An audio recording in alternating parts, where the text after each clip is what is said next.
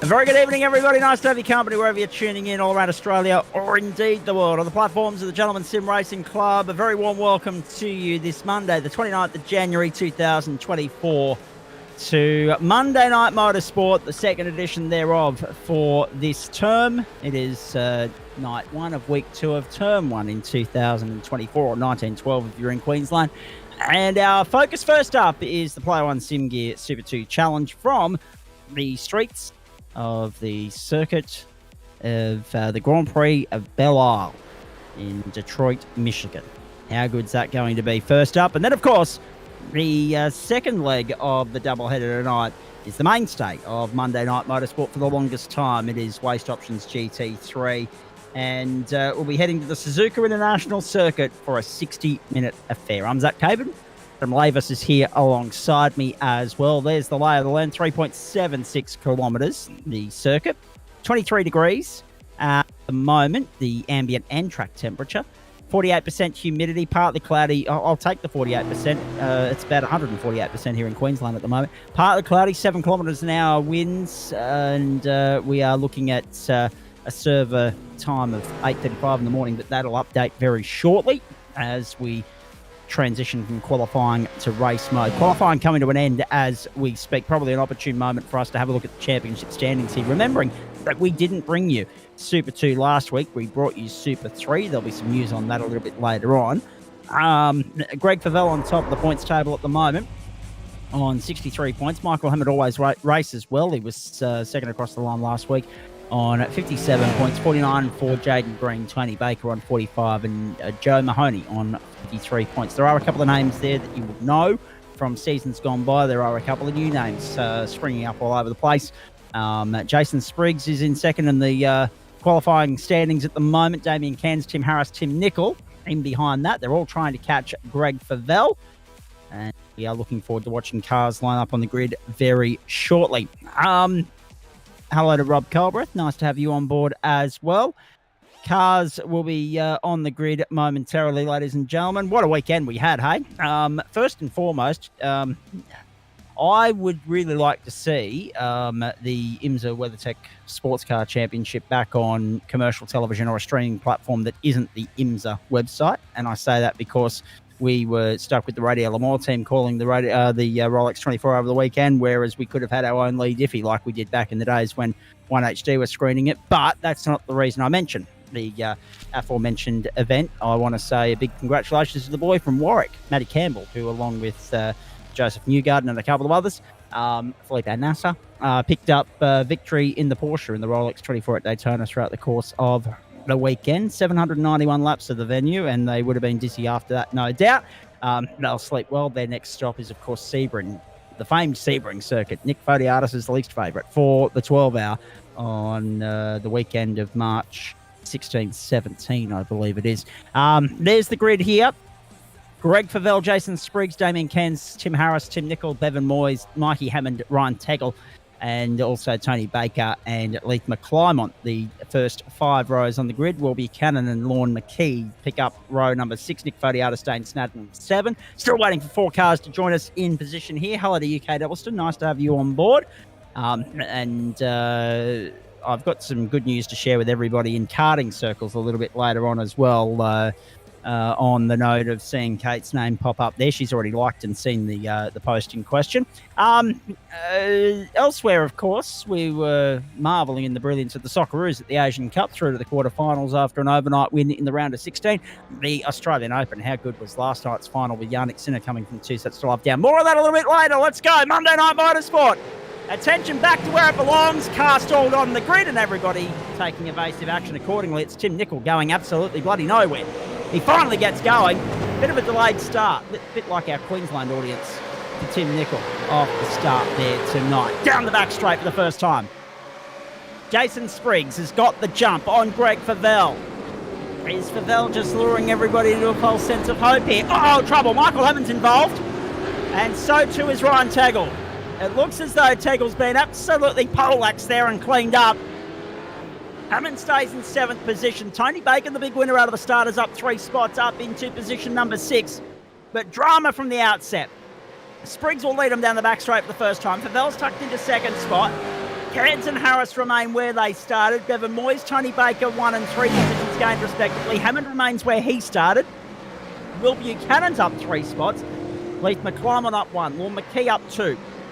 Dane Snadden up 3, Nick Photiadis up 1, Tim Nicol down 8, and the only saving grace there for Tim Nicol is he was down 9, but because Ryan Tegel got cleaned up, he's been able to get past him. So we've got 2 blokes that factored in the top 10 in the qualifying already on the back foot early here. And Dave Oliver just correcting me that Tegel was the one that did the cleaning up on that occasion. We'll have a look at a replay in just a moment. I didn't get a good enough look at it, I must admit. It was sort of right of screen there as they headed towards turn 1. Whoa, Spriggs leading through on the inside. Favell! A little bit wide and opening the door for Damien Cairns to go down the outside. Adam Lavis, good evening to you. Yeah, Favell was deep in one. He almost took out Spriggs, and then he was trying to recover for that whole turn 1-2 complex, and he's cost himself a spot to his teammate. So almost disaster. The first time in a long while that we've seen the champ under any sort of pressure. Really interesting early stages here on the streets of Detroit. Very interesting and very unique and different challenge to what we had 7 days ago. And we always expect a spanner to be thrown in the works in some way, shape or form when we make our way to a concrete canyon like this. And of course, the other thing that happened throughout the course of the weekend, just going back to tidy up the point that I got halfway through before the red lights came on, what about Test match cricket? It's alive and well, isn't it, after the West Indies famously cleaned Australia up on the 4th day at the Gabba yesterday to win the Test match, the day-night Test match. Their first Test match win in Australia in 27 years and the first time Australia's lost a day-night Test ever. Just extraordinary scenes there yesterday, but a good West Indies team is good for Test match cricket, good for cricket more broadly. So really good to see that the West Indies got the job done there. Greg Favell, 3rd place at the moment, boxed in, and following Damien Cairns through turn 2, we're riding with him at the moment. The straight and side are on board, down towards turn 3. And Jason Spriggs wouldn't be able to believe his fortune, his luck here at this point in time. A lead and a 1.3 second rather, advantage. That Cairns, the fastest car on the circuit, has been betted by Spriggs, 1:28.859. 129.39 last time around for Cairns. Spriggs' lap wasn't counted as a dirty lap. Copy that. He was obviously faster, but didn't count. Okay. Copy that, Adam Lavis. Not sure why my screen's still showing in purple, then. Doesn't that normally eradicate? Or? Oh, maybe my screen's not showing as purple, so maybe, who knows. Okay. SDK doing SDK things. Good to see that technology's communicating beautifully on a Monday night, yes. The internet, such a simple yet complex thing. Bevan Moyes in 5th place at the moment, chasing Tim Harris. Let's have a look at the replay of the incident off the start here. This was Ryan Tegel. Now, this was a beautiful start for Michael Hammond. He'd gained a couple of spots, did Mikey, and then unfortunately, Tegel's locked a break, came through and did well only to just clean up Mikey on the way through. Mikey got away relatively unscathed in the greater scheme of things, still sits down in 7th. A little bit of work to do from there, though. We're right on board with Hammond. Watch him get cleaned up. Yep, Tegel was never making that corner. There'll be a little bit of rear left-hand side damage on that Hammond Commodore at this point in time, I would imagine. Yeah, have a look at that. She's seen better days. But if anyone can persevere with the wounded, stricken vehicle, it is Michael Hammond. Race control throwing the book at Ryan Tegel for his involvement in that incident, a 15-second penalty coming his way. It won't matter because 15 seconds off last is still last at this point in time for Ryan. That's just adding insult to injury, as they say in the classics. Now, one thing I want to let everybody know is here as well, as we continue on. When you have a look at the timing screen here, Nick Fodiatis has dropped down to 13th position. Tim Nichols got by both him and Lorne McKee. Since we last had a look at the rear end of town, here's Dane Snadden on screen, holding on to 10th place at the moment. No one's transited pit lane just yet, which makes me wonder if Fodiatis has run into any sort of trouble along the line. 18 and 3/4 minutes left in the race. 4 laps gone. This is what happened to Nick Fodiatis.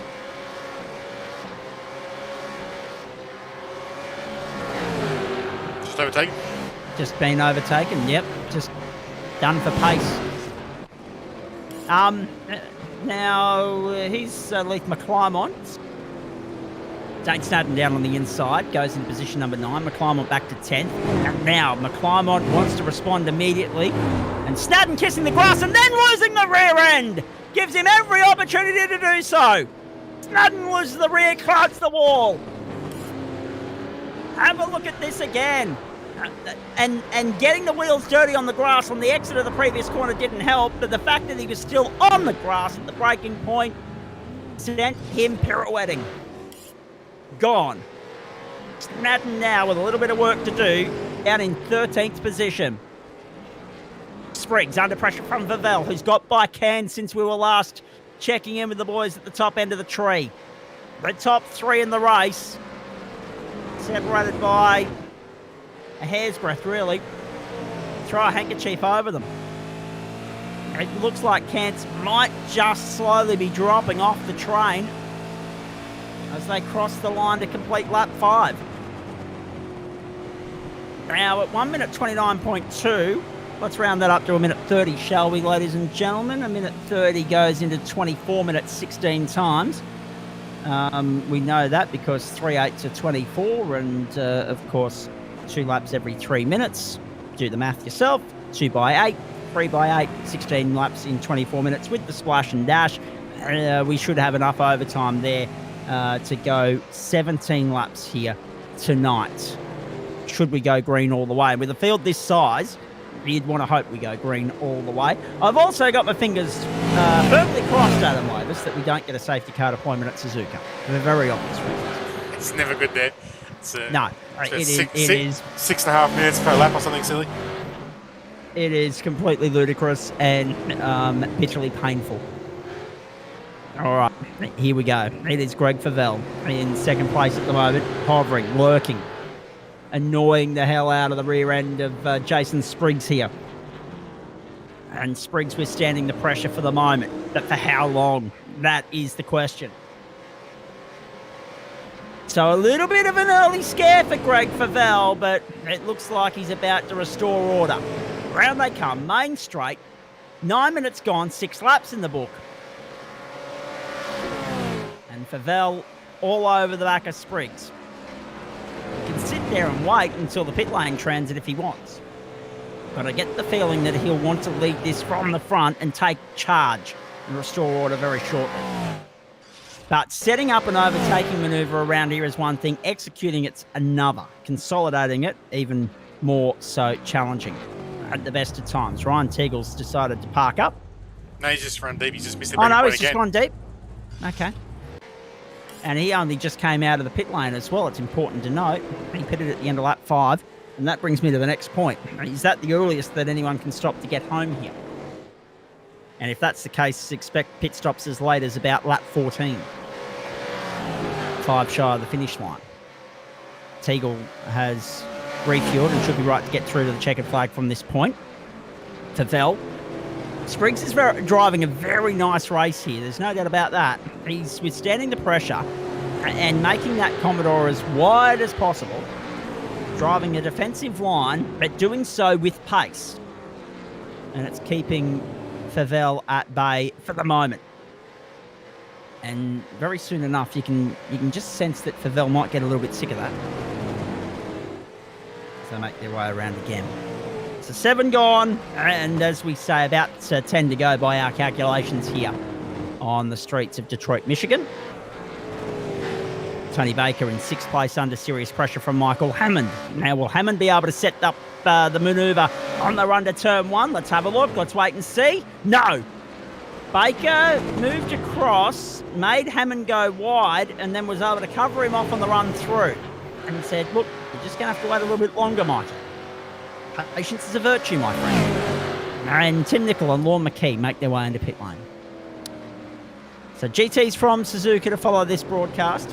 And then we're back on air on Thursday night, but Liam Banks will be with you filling in for me, as unfortunately I can't be in 2 places at the same time. I will be on my way to the Ipswich Jets corporate and events and functions centre at the North Ipswich Reserve on Thursday night, attending the launch of their rugby league season and doing that for local radio, of course. So unfortunately can't be here. And with some other news that I'll share later on, there might be a couple of other broadcasts that I'll be missing later down the line as well. It's all in the name of trying to please everybody, I guess. There's no better way of putting it. Favell. 2nd. Unfamiliar territory for this bloke. There we go. He's released now because Spriggs comes to pit lane. Spriggs says, look, I'm out of this. That's an interesting strategy choice. It is. He's 9 laps away from the checkered flag. 13 minutes away from the checkered flag. And he's decided, look, I'm going the undercut. One of several people to do that, though, because Jason Spriggs has been joined on pit road by Michael Hammond and Leith McClymont. Well, Mikey, I can understand, because you want to get that fast repair and get the speed back in his car. 100%. But, I mean, in saying that, he had the option to come in maybe earlier if Ryan Teagle's any indication as to what the threshold is for how early you can stop. And he's come out in traffic. Oh, please, Dane's letting me go. And straight down the inside of Dane Snadden goes Jason Spriggs. Bit of a lock-up from Snadden on the way through. And Spriggs goes into position at number 7. Best placed of those 2 stops so far.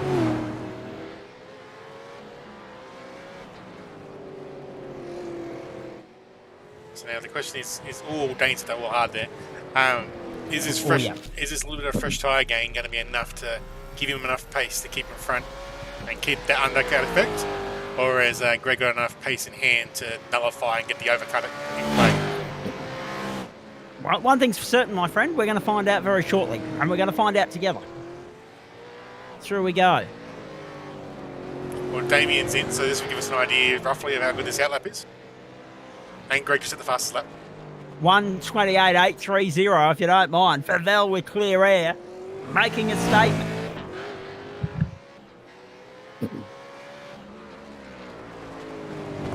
The second instalment of Monday Night Motorsport for 2024, the last of January, and it feels weird actually to have done 3 broadcasts in January. Normally we're not back on air until, well, this night of January, the last Monday of the month. We came back a week early this year. We're just easing into it, ladies and gentlemen. A long year, 40 weeks of racing over 46 weeks. Have a look at this. Side by side we go. So Damien's closed the gap because there was about a second gap between these two. Yep, that was Cairns coming out from his pit stop and again bailing and leaving for Belle to fly solo at the front of the field, and just a little bit too much pace carried by Jason Spriggs for Cairns to be able to consolidate, so he had no choice but to tuck back in on the inside on the run down to turn 3. Cairns couldn't get the power down quick enough on the exit of pit lane, and Spriggs with that momentum under him and the warmer tyres as well. Lethal combination.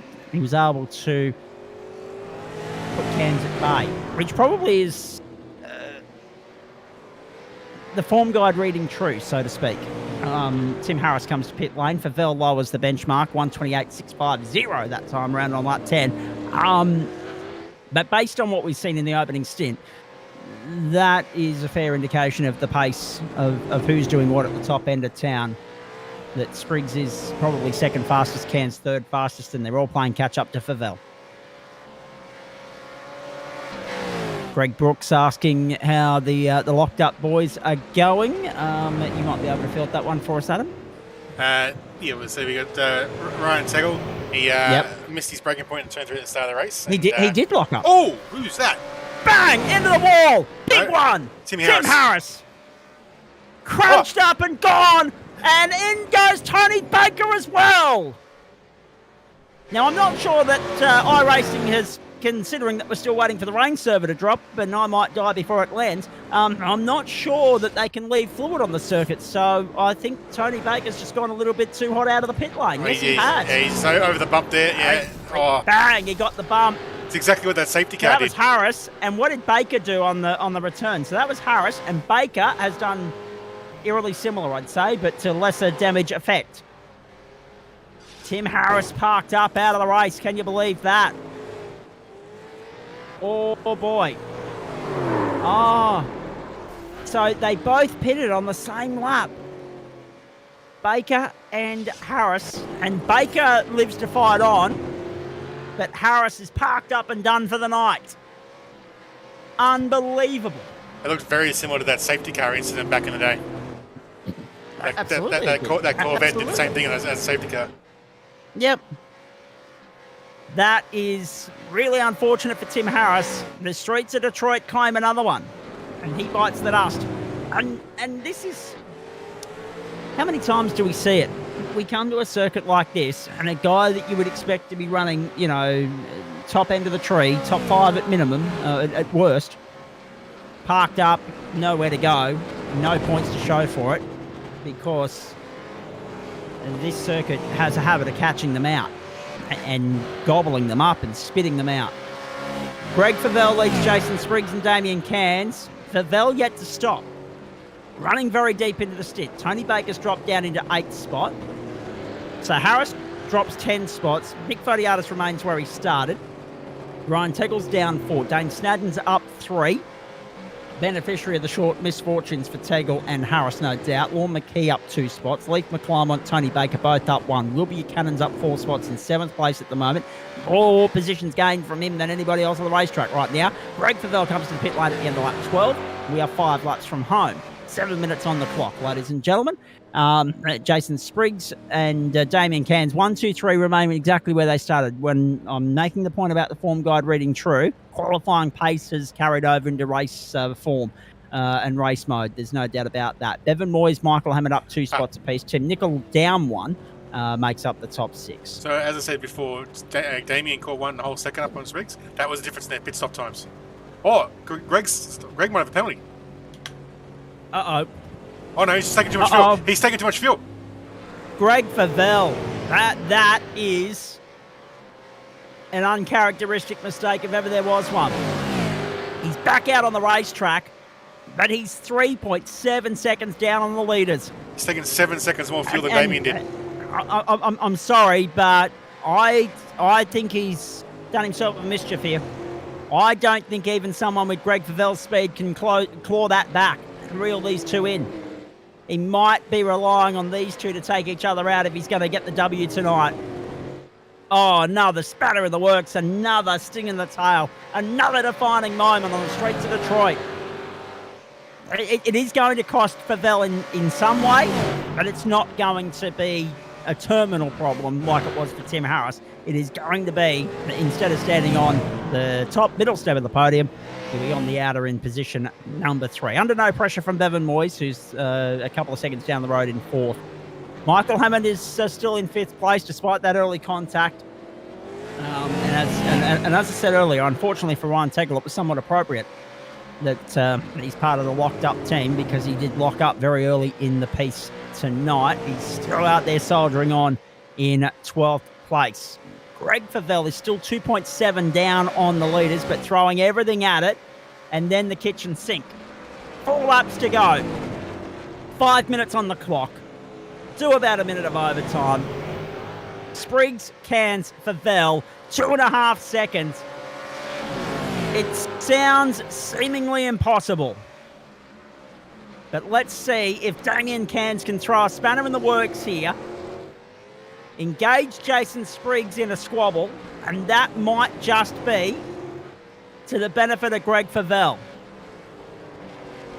If he can make his way through, because if these two do engage in battle and start jockeying for position, they'll slow each other down. Favel will be able to reel them in.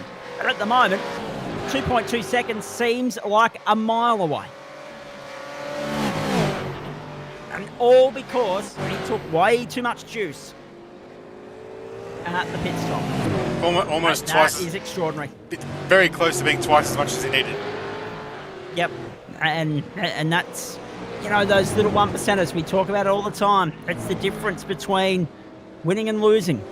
More often than not, it's the difference between positions in championships, as only a few of our members know all too well.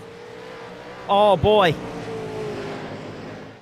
Closing stages on the streets of Detroit, and there are 3 laps to go. Favel's got the margin down to 1.7. Can he still do this? Getting past Damien Cairns won't be too hard because Cairns will just let his teammate go, I would imagine. Favel to get by Spriggs, well, first time round he had to chip away at it and work hard at it, and then it wasn't until Spriggs peeled off and said, look, I'm pitting early, that Favel was able to buy some clear air. So I don't think Spriggs is going to be an easy beat here. This is extraordinary. 128.36 last time around for Greg Favel. 129.5 for Spriggs. 129.3 for Cairns. That's why Favel's reeling them in. But he can't afford to scrape too many walls, like I think he just did on the exit of that previous corner. Down they go to turn 9. Dave Oliver just throwing caution to the wind there and suggesting that Belle might have taken 4 tyres. Would he be right? Everyone would take tyres. The supercars tyres only take like 4 seconds. True. So regardless of whether it's 2 or 4, there's no time. It's basically the tyres are inside the pit stop window usually. So you take both, and there's no real detriment to your actual pit stop time. Gotcha. All right, here we go. So Favel's found his way back onto the train. This is awesome. 2 laps to go. Cairns is going for it on the inside at 1. Cairns is going for it on the inside of Spriggs. Now around the outside through turn 2. Spriggs, Cairns, Favel, all going at it on the streets of Detroit. Here we go. Down to turn 3. Cairns has got the job done on Spriggs to the inside. Spriggs has been hung out to dry. There goes Greg Favel through on the inside. Oh, teamwork 101. And Favel again lowers the benchmark for the fastest lap of the race, a 128.220. The The fight back, the comeback is on. He won't want to make the same mistake twice.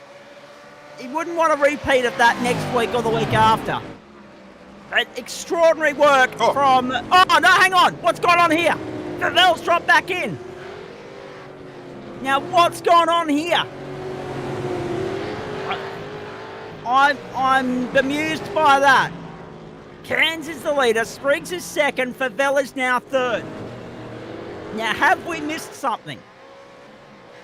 Maybe because that seemed really bizarre, the way that Favel just steered hard right and slowed down. I'm not sure if there's not many places to get slow in here. Maybe he felt like the pass wasn't fair in his eyes. Maybe he was just readdressing for some reason, but we'll have to wait and see. White flag is out. We will ask him at the end of this race, no doubt. Let's go. One more time around. Damien Cairns staring down the barrel of victory. Would not be able to believe the fortune that's fallen his way tonight. Same will be said for anyone that wins that $200 million lotto Powerball draw on Thursday night, I might admit. 5 seconds to go, clock expires, checkered flag next time by. Damien Cairns leads this with half a lap to go. He will not be caught. Spriggs is up in a second spot. Favel right there. Applying the blowtorch. Pressure plus. As Spriggs defends on the inside, and what a good run that was. Favel can't get close enough to sneak down the inside. Spriggs is going to try and keep him at bay through the horseshoe section of the circuit. He's done just that, and he's done it beautifully. Last couple of corners, checkered flag this time by Damien Cairns, an unlikely victor on the streets of Detroit. Round they come. Can Favel find a way by Jason Spriggs? We'll find out momentarily. He can't just yet. It's victory for Cairns. It's a Holton 1-2-3. Cairns gets the job done. Spriggs edges out Favel. No one saw that one coming. The champ has been dethroned, albeit by his own mistake. And then, I'm not sure about the fight back, and then the concession, the conceding of defeat. Halfway through that penultimate lap, Nick Fodiatis spins on the final lap. Drops down to 12th behind Ryan Tegel. And unfortunately for Ryan, that's how his night ended. He will limp to the finish line, but it's behind Nick Fodiatis. And there are the celebrations. And they're going to go long into the night for Damien Cairns. Quite extraordinary. How about that? Well done. Cairns the victor and lighting it up in celebration. Might not go any further than that. He was stuck in the wall then, I think. Greg Favel, third fastest lap of the race and pole position. But normally the champ converts pole. He got boxed in early, had to fight his way through the opening stage of the race, then took too much fuel. But the fight back was exceptional. And then the way he bailed out of it was bizarre. 14 starters, 13 got home. And, okay. Dave Oliver's gone and had a look at some footage and is reporting that he skidded into the fence. So we'll have a look at a replay. We'll hear the thoughts of the man himself very shortly, I'm sure. But wow, what about that? Bevan Moyes got home for fourth. We missed all of that. Michael Hammond secured a top 5 finish again. Then Timmy Nicol was sixth. Not bad. Considering that he only lost out to Michael Hammond. He's only down one spot on where he started. Will Buchanan, Tony Baker, after a loud clout of the wall, got home in 8th place, soldiered on. And then we got down to 9th place, Lorne McKee. 10th was Leith McClymont. Then Dane Snadden, Nick Fodiatis and Ryan Tegel made up the running order. And speaking of Ryan Tegel, he's the first cab off the rank tonight. Let's have a look at this again before I get to Ryan. That was Favel going down the inside through the middle. And then there was nothing untoward there as far as I was concerned. He came through. He's kept Cairns at bay. Spriggs at bay, I should say. And then let's have a look at their side of the back straight. There's nothing there either to suggest that he was hamstrung in any way, shape or form. We're going to get his account of it in just a moment because he's about to join us in the booth. But yeah, that was quite bizarre. All right, Ryan Tagle, let's start with you. Suffice to say, who's on the drums tonight? Sorry, boys. Well, no, that's all right. We'll get to you in just a moment because I might get you to crank that sound effect again in just a moment. However, Ryan, let's start with you. Suffice to say, 13 wasn't a lucky number tonight. Yeah, no, it wasn't. Yeah, I just had a massive incident just down this main straight. I was getting so excited about racing here, and then I was looking at the boards and then realised, oh, that's not a 500 metre marker, that's a 400 metre marker. And then I've tried to avoid everyone, and I was going to go left just to head down the main section there, but then there was a car to the left, and so I went right and careered off and took out, I think it was Mikey or someone like that. So I apologise to him. Yeah, just not my race at all. I was going to say, not even 13 seconds into the race and you found yourself in trouble. In saying that, though, it was a case of recovery, salvaging, trying to just, go through the motions and pick up what you could for the rest of the night. Unfortunately, it was only the demise of Tim Harris that worked to your advantage there. You got back to 13th. It's always hard in these short, sharp, jabby races, isn't it, mate, to fight back when small field, limited mistakes. There's only 25 minutes on the clock. Yeah, I just like after that incident, I'm like, well, I got to finish this race at least, get some points. And funnily enough, that knock took my steering. I had my steering wheel at about 3 o'clock for that first section. Then I bumped the wall again and I was almost back centered. So just a little bit of advice for anyone that's got their steering knocked out of place, just hit another wall, you should be right. Well, I was going to say he did hit another wall on the last lap. I think I saw correctly. That was that was the other thing. So I had to pit early just to try and see if I could salvage anything, and I regretfully forgot to take tyres as well. So I ran the whole race on one set of tyres, and then I was fuel saving on top of that. It was just a nightmare. So, and you would very much advise against that, would you, Brian? Yeah, look, I'd advise against running a race with massive steering damage and only one set of tyres. But some teams, they don't have as much funding or whatever else, so they got to do what they can. So I still had a bit of fun. I've still finished. So most people would see the Super 2 split as being on hard mode, but you decided to go one extra, put on hardcore mode. Yeah, exactly. And I did make an overtake at one point. It was because someone was in the wall, but I did make an overtake. And anyway, I just wanted to do a quick shout out as well. We've got a new team sponsor as well. This is the worst race to do this shout out for. True. But I will do a quick shout out to Permobil, who are a supply and innovation company that design and make wheelchairs for people that are disabled. And there's a large amount of people that are in our community that are sort of handy capable. And so they're that company's sort of sponsoring us this year. So just really a quick shout out for them.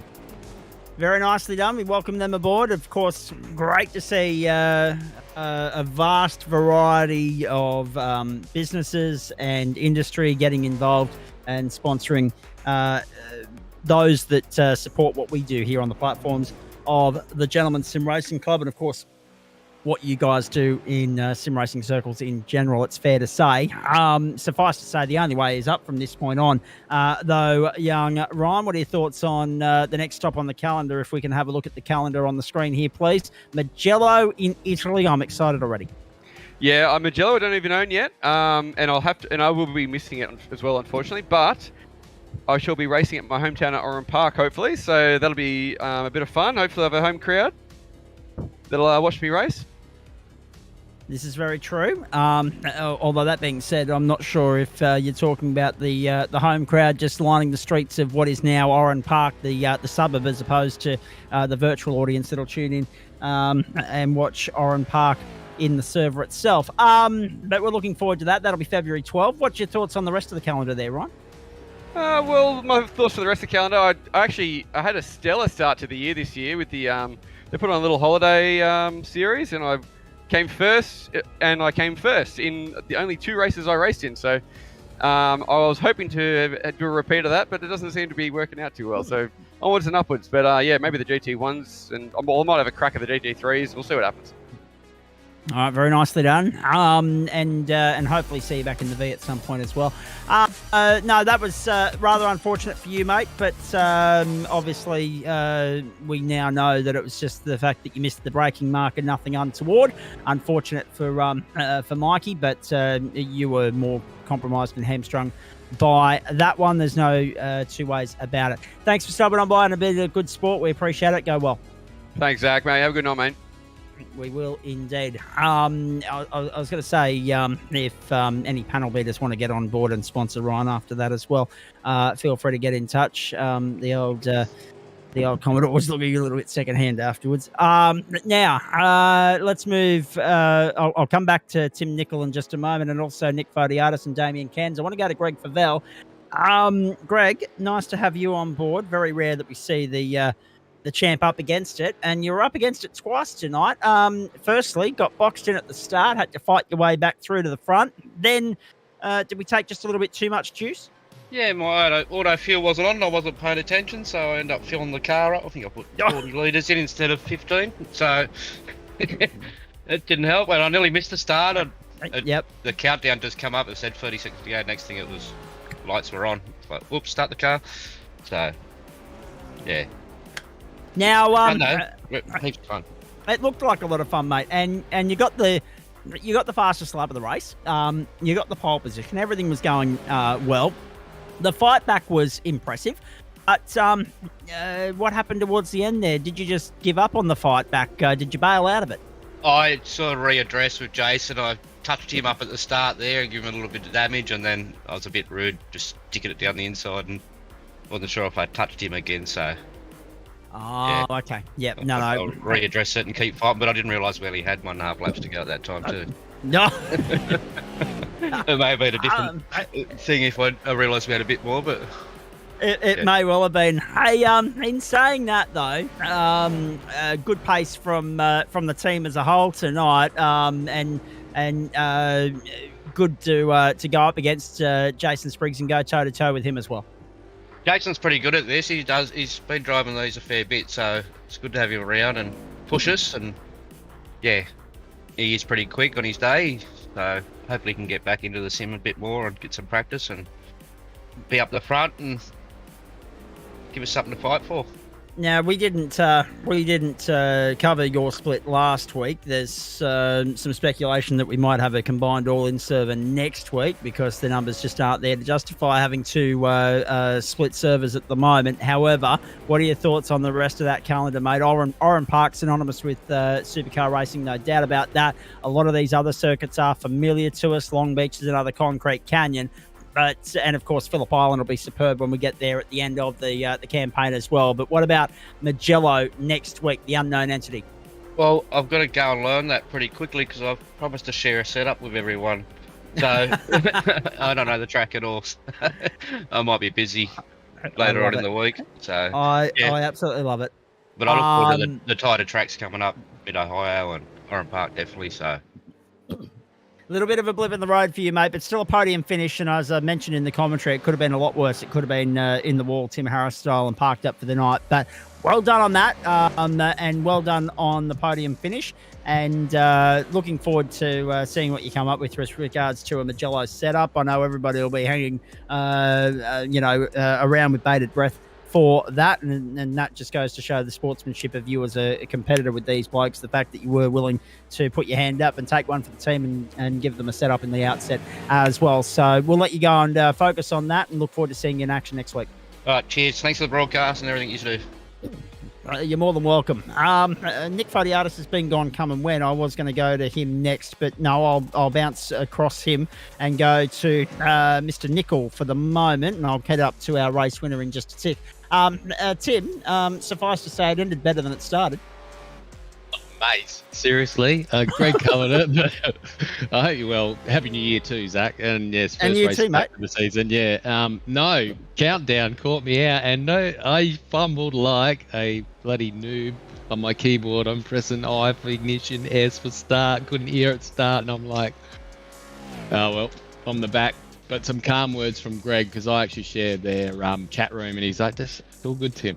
You'll get there." And yeah, I just plowed through and just kept going, stayed off the wall, and yeah, got tight there with Lorne a couple of moments into that sort of few laps there where he bounced around in front of me. But yeah, no, it was good.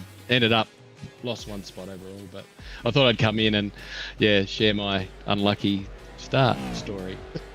Nick Fodiata sends his apologies. He's a little bit crook at the moment. Something going around within the club internally, ladies and gentlemen, because Josh Zuno's down for the count tonight as well. So we wish those guys all the best. Thanks for letting me know, Nick. Appreciate that. We'll catch up with you next week. Sticking with you, though, Tim.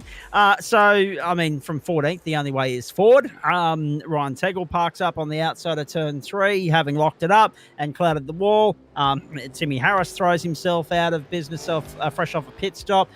Tony Baker almost did the same thing but was able to resume. You slowly chipped away at it, mate. You had good pace, and had it not been for giving the rest of the field that 5-6 second head start, you may have been on the toes of Mikey Hammond there in a top 5 finish.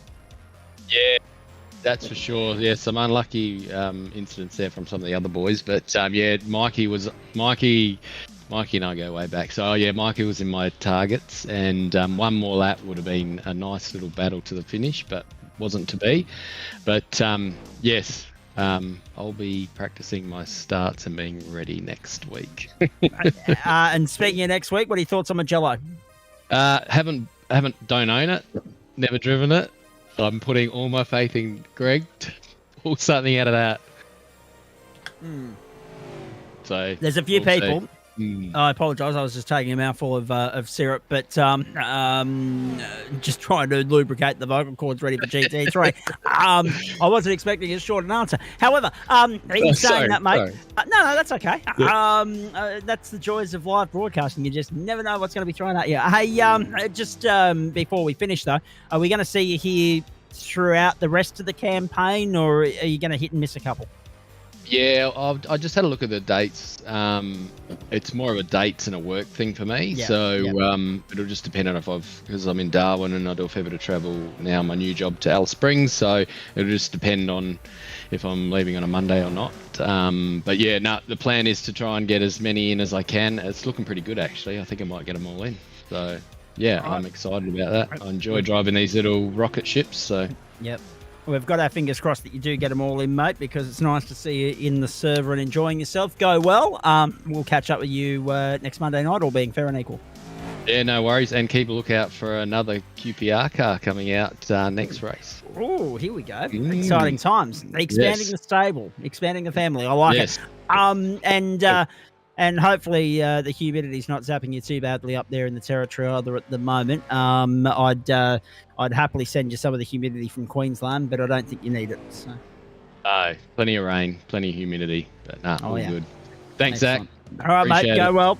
Enjoy the rest of your week. So it's interesting, isn't it? Of course, the difference between Darwin and Alice Springs, it's like going from and they're just in one part of the country. It's a bit like me going 8 hours from Ipswich to Cessnock. So that's the sort of work travel he's putting in at the moment, from a little bit of the city life up there in the capital of the territory down into the bush heap.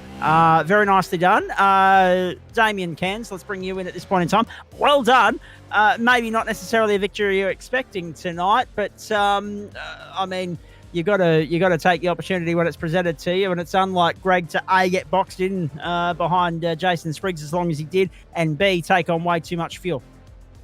Yeah, it was a bit uncharacteristic of him. So, you take those opportunities when you can, and had a good battle with Jason pretty much throughout the race, and just tried to make him make a few little errors towards the end, and just managed to get up the inside, and then they had a bit of a squabble, so that let me sort of go. So, yeah, take what you can, and you get a win, Well, I was going to say the fact that Greg did the gentlemanly thing and redressed without being told to do so also worked to your advantage. Took a lot there of as well, pressure mate. off me, that's for sure. 100%. And that's a good thing, isn't it? Because that was high stakes, high pressure, high drama. And I thought the way you and Greg worked together actually there to put the pressure on Jason in the first place, you could see him coming, and the onus was on you as the car next to Spriggsy at the time to make your move, and you made it stick, and he looked to go with you and then redressed it.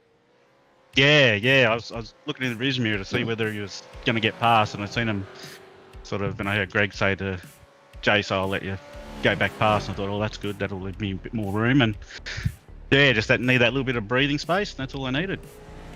Just had to keep that last lap clean and finish it off strong. All right, very nicely done, and that's a good start to the season for you. It's always fraught with danger, a place like Detroit, small field but concrete canyon. You must have been delighted to be able to buy a stroke of luck and not run into any drama that a few around you did tonight. Oh, 100%. Like, you only had to touch the wall a little bit and you'd end up with steering damage and all kinds of stuff. So just keeping off those walls. I brushed them a few times, but I think it was just enough to brush it, not actually hit it. So yeah, I was pretty lucky to keep off the wall, and that's the main thing around these joints. If you keep off the wall and keep out of trouble, you'll get a good result. Indeed you will. And there's the incident for Timmy Harris in the background there. I mean, only 50 metres off your battle at that point in time. My goodness. And I think he was gaining on me there for a little bit too. I think he was. Slowly coming down, and then I heard something about a crash behind. I saw his thing go back. I thought, oh no. But yeah, I could see the thing slowly tick. I thought, oh no, he's going to come. All we could see was smoke. And unfortunately for him. Hey, what are your thoughts on next week? Magello, obviously the other boys have got to find same a as the little other bit of money boys. in the purse. Yep, yeah, all in the haven't same even got boat. it yet. So it's same boat. Have to get it and do a few laps and see how we go. Very nicely done. Hey, thanks for stopping on by, mate. We thought we'd save the best until last. You were top of the summit tonight. Well done. Nice to get one up on Greg Favell. Just goes to show that, like Matty Dench, sometimes he's human, sometimes he makes mistakes, sometimes he's not on top of the podium. Looking forward to seeing what you bring to the table when we get to Magello. It'll be interesting to see when we get there just how long the three of you respectively have spent investing time in learning the circuit, learning the setup, etc. and so forth, and who prevails victorious next Monday night. Well, we'll find out in 7 days' time, 168 hours from now. Go well, mate. Thanks for that, and enjoy the rest of your night. No worries. Thanks, gentlemen. Thanks very much. Very nicely done. Good race winner too in Damien Cairns in the 188. Jason Spriggs second. Greg Favell third. Bevan Moyes and Michael Hammer made up the top five. And of course, we wouldn't be able to do what we do here on the platforms of the Gentleman Sim Racing Club without these people, ladies and gentlemen. They are our sponsors. They are the people that continue to back us, that continue to invest in making sure that you at home have something to watch each Monday and Thursday night. Waste Options, Sprayton Ciders, and of course Play One Sim Gear, Lobesy Racing, M-Wave Australia, and Flash Graphics. Terrific to have all of them on board again, supporting the GSRC into Season 16, Term 1 of 2024, year number 5 of the club. Let that sink in for a moment. Now, we've got a couple of minutes here, so I just want to quickly shout out, and I've already had a couple of people message me about it. I put some news up earlier today. I was contacted by a good mate of mine in Drew Russell from Go Karts Go fame, of course, up there in the New South Wales Hunter Valley. Drew's now involved with Karting New South Wales and very high up the chain there, and has locked me in to go and do some commentary work with Karting New South Wales at some of their marquee events. I'll be heading to Griffith in south-western New South Wales on the third weekend of March, the weekend before the Australian Grand Prix. So looking forward to that. And that'll be for the Kart Masters and the Riverina Cup. Then also the 2 Karting New South Wales State Championship state title meetings for this season. April 26, 27, 28, Anzac Day weekend from Wagga. So I haven't been to Wagga for 7 years, so I'm looking forward to that. And down to Taree, just 6 hours down the highway here from where I am in Ipswich on the October long weekend, which means I get to start the daylight saving period in progressive civilization, and then slowly make my way back into Queensland and wind the clock back 112 years. So that'll be good fun, and looking forward to that immensely, and going back to my roots, going back to the future, so to speak, because I've been in that paddock on and off for 20 years now, both as a driver and commentator, and looking forward to getting back behind the microphone and calling some marquee events there. Whilst things are a little bit dry up here in Queensland and uncertain on the circuit racing front in New South Wales as well. So that's the news from me. It will impact a couple of the nights in which I may have otherwise been here in the booth on the platforms of the Gentleman Sim Racing Club. But as always, we'll get the job done regardless. Hope you're enjoying Monday Night Motorsport. We're at the halfway mark. We'll take a break at this point. We'll come back in a few moments from the Suzuka circuit in Japan. Yep, we're going Oriental on a Monday night, the last one of January. The second of 40 that will be with you in the throughout the course of 2024. 4 terms of racing ahead of us. This is just week 2 of term 1. It's night 1 of the week. We hope you're enjoying it with us as much as we're enjoying bringing it to you. GT3 for waste options when we return on the platforms of the Gentleman Sim Racing Club across Facebook, Twitch, and YouTube. Don't go away.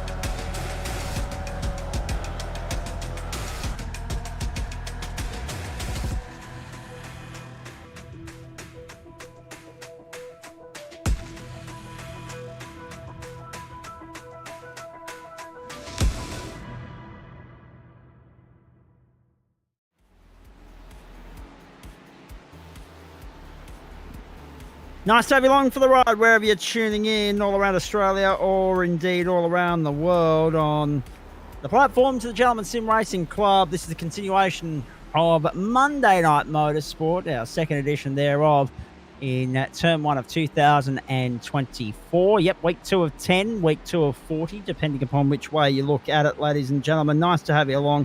Zach Cabin with you in the commentary box alongside Adam Lavis. We turn our attention from the V8s to the GT3s now for waste options. And for the first time this year, we go Oriental to the Suzuka International Racing Course in Japan. And this is the setting for the first of 4 60-minute races in the GT3 campaign. If we have a look at the schedule to give you an indication of where we are, that is the Suzuka circuit. We'll get back to that in a moment. Next week, we're going sprint racing in Great Britain. The week after, we go for a 60-minute hit out at Road Atlanta, and that's always a beauty. Then we get another trip to Japan. We could have put them back-to-back, surely, just save on freight and infrastructure and whatever. Anyway, it doesn't matter. Okayama for round 5, and then on about Panorama for round 6. Now, rounds 4, 5, and 6 are all 60, 60, and 90 minutes, respectively. The Mount Panorama around the first of the 2 90-minute features on the program. We get back into sprint racing for round 7 and 8, Mugello and Model at Aragon, then onto the Hockenheimring for the final 60-minute affair, then onto Circuit de Spa-Francorchamps for the 90-minute finale on the 25th of March, and looking forward to that immensely. Great to have you along for the ride. Let's have a look at the lay of the land for tonight. Suzuka Japan, the venue, as we'll go into our race survey here in just a tick. 8:42 in the morning, currently sitting on 17 degrees and 18 on track. That information will update momentarily for you. 5.5 or 5 3/4 kilometres the distance around this racetrack from start to finish. 72% humidity, that's uncomfortably high. And of course, this is the Grand Prix configuration, more synonymous, of course, with Formula One.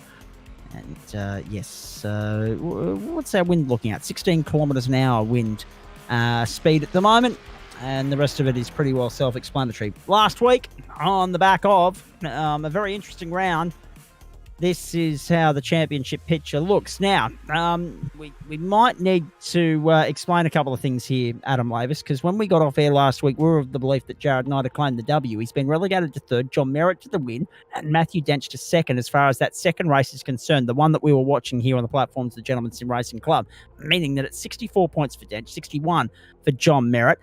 We got a 10-second penalty for not leaving racing room. Thank you very much, Adam Lavis, for highlighting that for us. 45 points for Jared Knight, 44 for Jonathan Hooper, and 38 for Ash Collins make up the top 5. He's tied with Richard Mitchum, and Chuk Fung Wong's only a couple of points back. 1 point back to Daniel Hill, 1 point back to Gary Cousins, 1 point back to Alex Court, make up the top 10. How good to see a Lambo or two in the server here. And poor old Alex Court, no sooner does he star in a standout performance in the AM split, and he's bumped on up into the pros and said, now try and test your luck, young fella.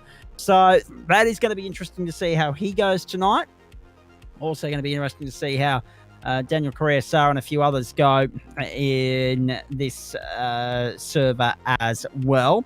There are 29 cars in the server. Quite a few have been bumped up, actually, from AM to Pro, and we might dissect that as the race gets going here. It is 60 minutes in length, and we'll get an indication for you very shortly. I can't imagine anything less than about 29 laps around here, maybe 30, depending upon how much time we lose in pit lane transit tonight, ladies and gentlemen. But it's close enough to a 2-minute lap time for our liking there. So you wouldn't get any change from 30 laps, maybe 31 if you're very, very lucky.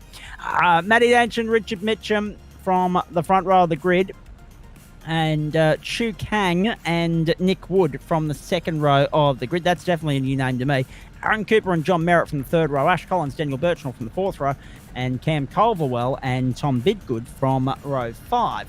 I'll have a look at the manufacturer breakdown for you in just a moment, folks. Jonathan Hooper, Alex Court from row 6. Impressive from him, only just recently being bumped up from AM to Pro.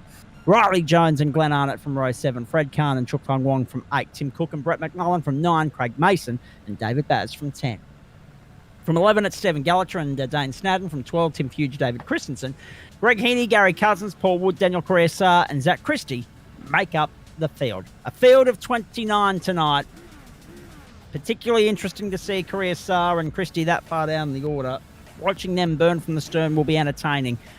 As far as the field's concerned, we've got Porsches, we've got Lamborghinis, we've got BMWs, Audis, Mercs, Ferraris, and BMWs. So that's 7 of the 8 manufacturers out there represented tonight.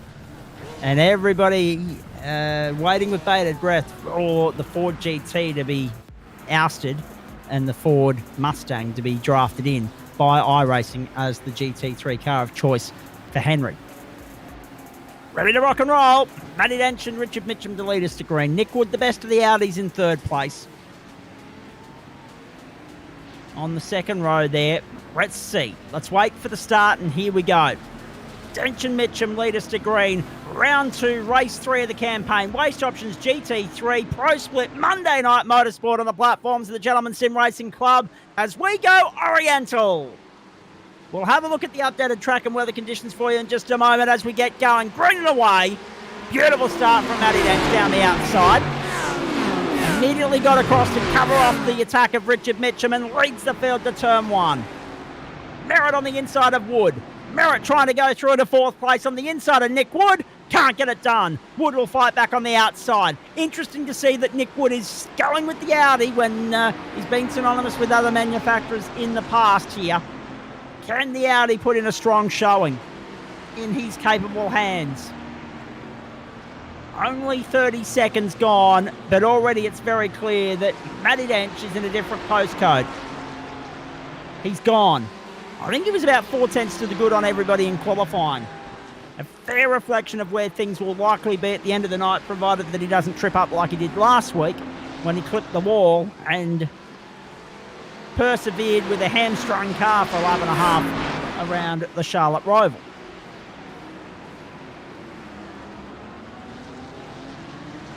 The car was crabbing, but Dench was still quick. He just wasn't quick enough to stop John Merritt and Jared Knight.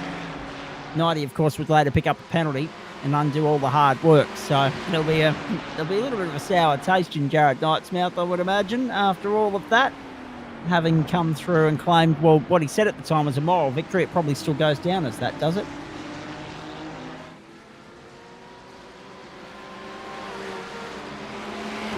Up the back straight for the first time towards 130R. Underway on a Monday night. Uh-oh, trouble. Gone. Aaron Cooper in the wall at 130R. It always claims a victim early. Tonight it is Aaron Cooper on the tow rope and parked up and done. Looked like he lost a wheel in all of that as well. Fairly heavy impact. So Cooper bites the dust early, loses 24 positions. He was in the top 5. He's now Stone Motherless last. Nick Wood holding on to 4th place. So we've got 4 different manufacturers in the top 4. That's talking point number 1. And talking point number 2 is that we've got the more things change, the more they stay the same. Even though Richard Mitchum's gone to the Porsche and Matty Dench has gone to the BMW, they still take up front running. Dench trying his hand with the BMW this season to tick that manufacturer off the list. He's going to stick here until he's won a championship with every single manufacturer available to him. He might be here a while if he's waiting for the Ford to be updated to the Mustang, though. And interesting to see that there's a fair spread of different manufacturers here. Good move on the inside. John Merritt on Nick Wood. John Merritt goes into 4th place. Ferrari's 3 and 4 now. The best of the Audis is 5th. The best of the Lambos is Alex Court down in 10th place. The best of the Mercs is Tom Bidgood in 9th. And beyond that, what have we got? There's only one more manufacturer that I'm missing in all of that, I'm pretty sure. Oh, no, my apologies. There are only 6 manufacturers out there. For some reason, I thought there was a McLaren. There's not. So there are 6 different manufacturers in the top 10 at the moment from 6 that started the race. No Ford, no McLaren. We did see a Ford and a McLaren pop up. Might have been in the AM split last week. So across the 2 servers, all 8 manufacturers, we're getting some love. Now, top speeds around here pushing 260 kilometres an hour as they head back onto the main straight to complete lap number 2. Dench has taken off. Richard Mitchum going with him. They're putting distance between themselves and the rest of the pack. Breathing space, if you like. They've cleared out 1.8 seconds back to Chu Kang in 3rd place. Then John Merritt. Then you go back to Nick Wood, Ash Collins, Daniel Birchnell, Cam Culverwell, I should say. Then Tom Bidgood and Alex Court. And it's all going well so far.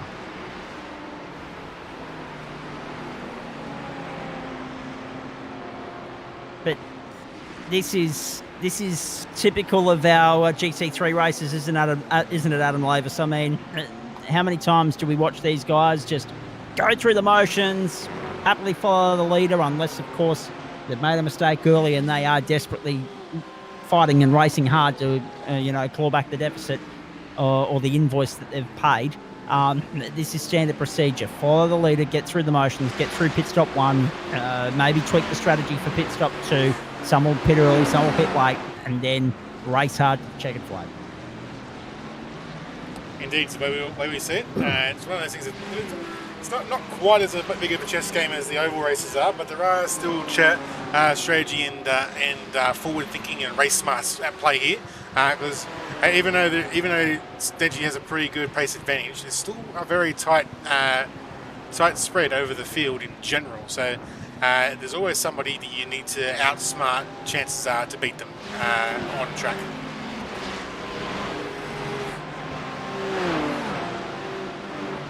Jonathan Hooper there in 11th place at the moment. Riley Jones is 12th.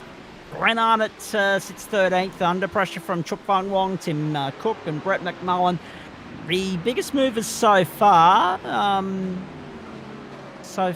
we've got 4 positions gained for both Tim Fuge and David Christensen. 3 positions for Daniel Correa-Sarr, Gary Cousins and Greg Heaney. And everybody else is filtering through +2, +1 or 0. And then there's a couple that have paid a very serious invoice. Oh, Kang's being passed by Merritt. Merritt with the up and under on the run to turn 1. Merritt with straight line speed down the inside. And through he goes. Merritt to P3. Out in pursuit of his good mates Richard Mitchum. And also Matty Dench now. Solid effort so far. Dave Dench has just tuned in a little bit late at the start, but he'll be with us through to the checkered flag, no doubt. Aaron Cooper down in pit lane at the moment, and his second stop there, actually. Let's have a look at this race 1, lap 1 incident. Oh, dear. Bushcar, there goes the wing. So it was the wing that went, not the tyre, but yeah, without the wing. He parks it up. And he's been on pit road again. So he's been on pit road twice now. He's now pushing 2 laps down. 1 minute 48 this time round. So whether there's been a second incident that we've missed and his night is done, I'm not entirely sure. Culverwell goes through into 8th place on Bidgood. And Fred Kahn. Now, this is the every day of the week. Locked it up, going into the Casio Triangle. And unfortunately, has dropped a bunch of spots. He's done the same thing twice. Yep, and that might actually make the comment that popped up on the right-hand side of the screen here with the wrong setup for this track make a lot more sense. That might have been from Aaron Cooper.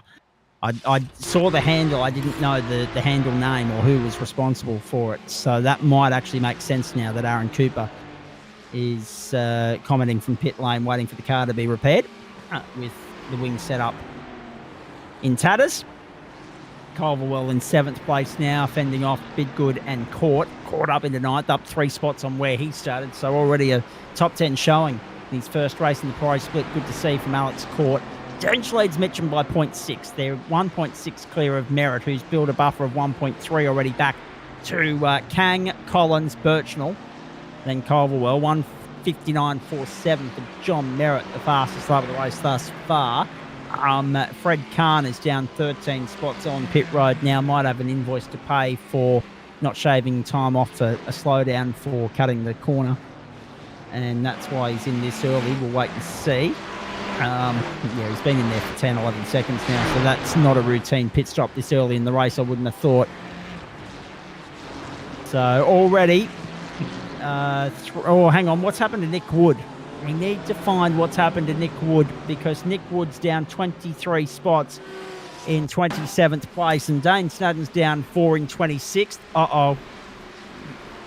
So the amount of no. Nick Wood, a big one at 130R. There's a banana peel in the middle of that vertical strip, like at the Skyline one at Bathurst sort of thing. It's just a bit of a weird spot. And he got the outside wall this time round, whereas Aaron Cooper got the inside wall. And Nick Wood made to sit there and wait for every single car in the field to pass him by.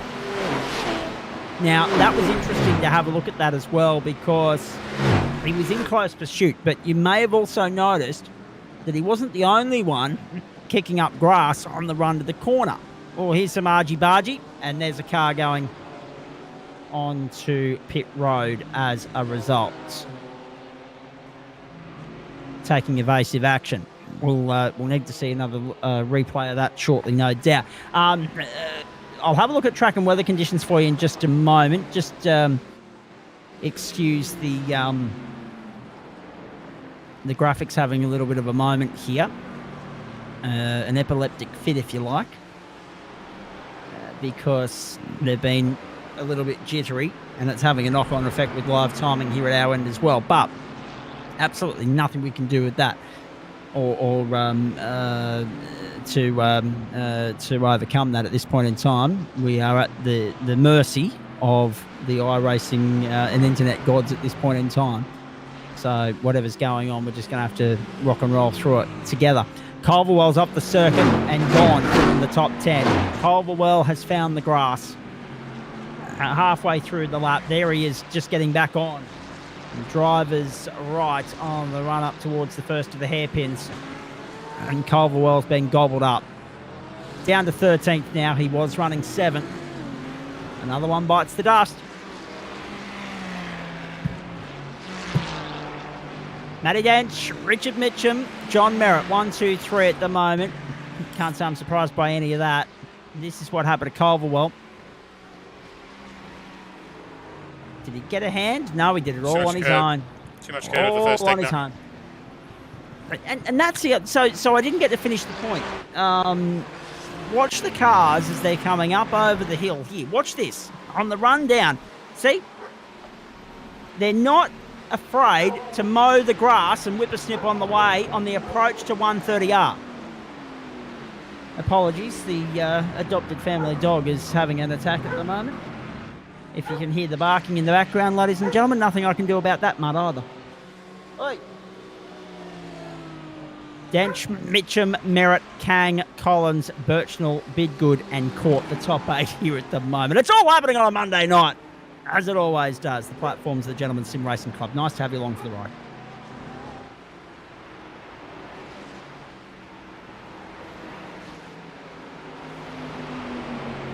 Riley Jones just had a little internet drop out there, so hopefully that doesn't happen to him any further. I'm hoping no one has an internet drop out from this point. We are being advised to batten down the hatches here in the southeast at the moment, talking about rain of 80 to 120 mil tomorrow. Hopefully it doesn't come with storms. There goes Craig Mason as well.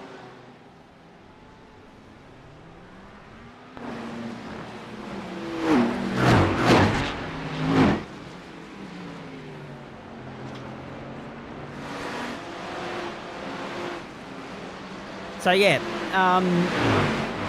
I made the point about the grass for the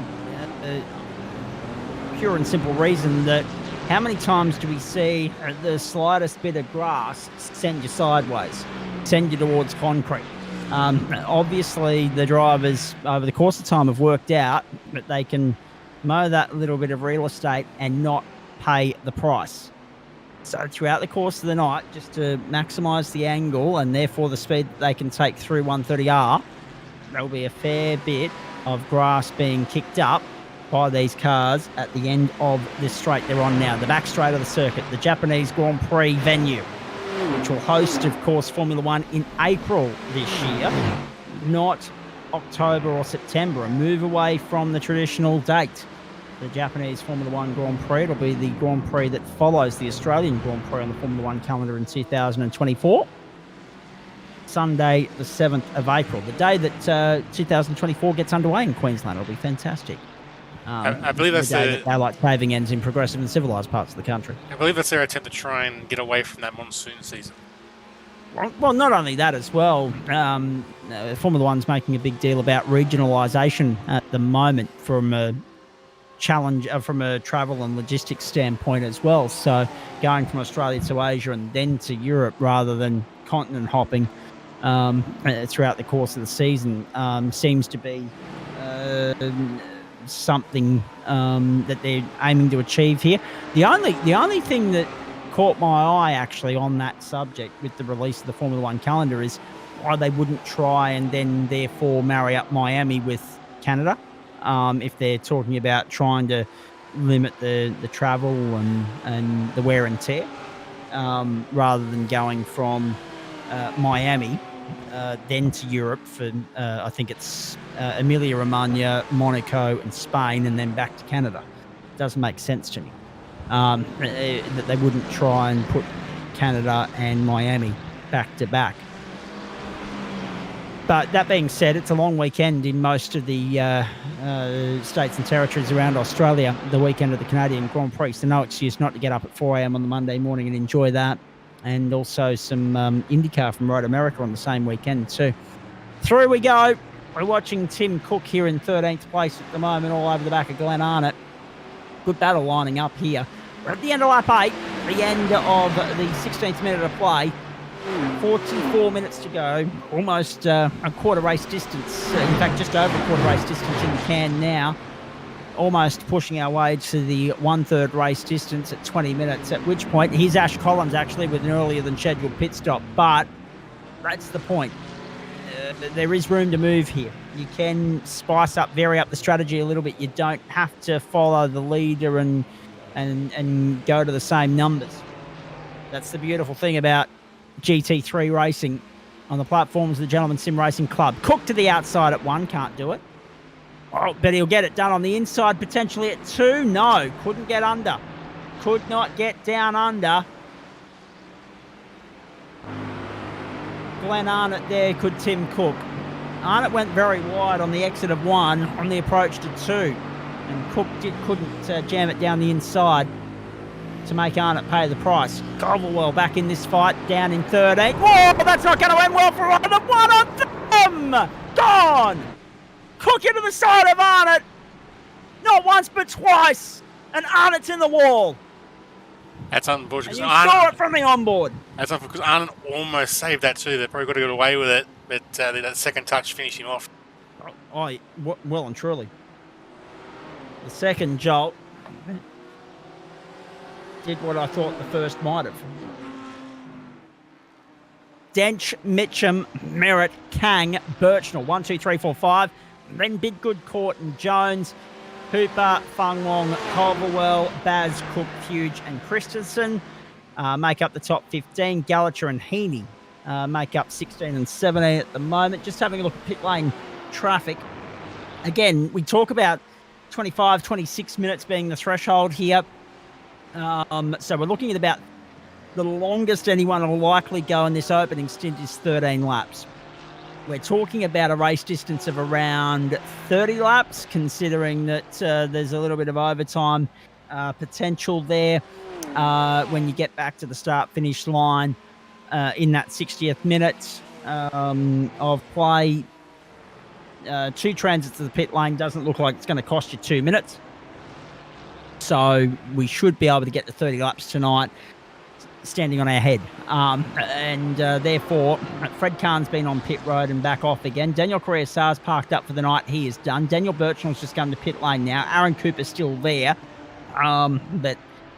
So there's a couple of things at play here. 13 seems to be where we're going with regards to the maximum stint length. By virtue of the fact that we're talking about that 26 minute threshold for pit stops. So that would take us to 51, 52 minutes if you were to go 13, 13, and then the short drop, fuel, go, run home. As a result of that, your critical number is likely to be lap 17. And therefore, as a result of that, there could be a various different number of ways that if you go long on the first stint, you can then divvy it up on the second stint and even those two out a little bit better. For those that have already pitted, Ash Collins on lap 8, Daniel Birchin on lap 9, lap 7 for Dane Snadden, Nick Wood lap 9, they've already divvied it up a little bit differently to the likes of Dench, Merritt and Mitchum at the front of the field. Daniel Correa parked up out of the race, Craig Mason parked up out of the race, and Aaron Cooper, now down 8 laps, may as well be, because even if he was to get back out onto the racetrack now, he wouldn't be classified for finishing 75% race distance. So Dench, Mitchum, Merritt, Kang and Bidgood the top 5. 5 positions gained so far for Bidgood, 6 for Courtney Jones, 7 for Fung Wong, 9 for Baz, 10 for Fuge and Christensen. They're the big movers of the race thus far. But already, a couple of walking wounded.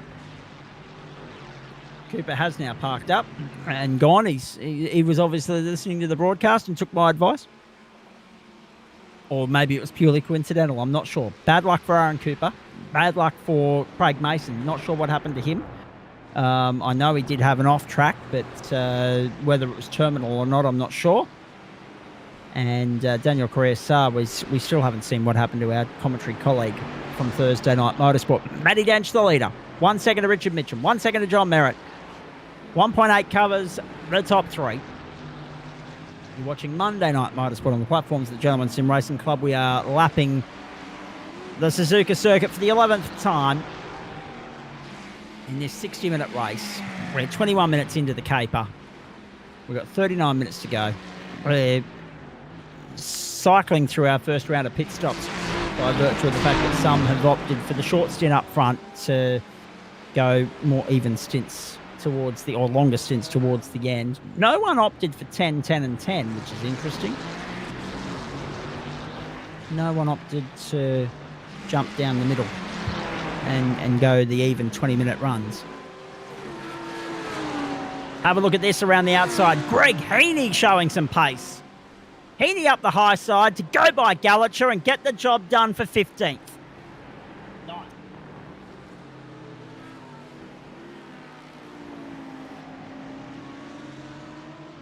Beautifully done. Dench and Mitchum, they lead the way. Merritt not yet going with them in the Ferrari. Here's David Baz in 11th place at the moment. Culverwell's got himself back up into 10th. And Cook in behind. Oh, Baz! Into the side of Culverwell. Going into the braking zone at the Casio Triangle. And they're both stuck. Stranded. Watching the field drive on by. That is a costly moment. It's Culverwell's second moment of the night. This one not his own doing. And they are both plummeting down the order. Outside the top 15 now. Down into positions. Well, Culverwell's just driven on by everyone that's parked up in pit lane. And Baz, he's opted to go straight into pit lane. Have a look at this from way back. Bang.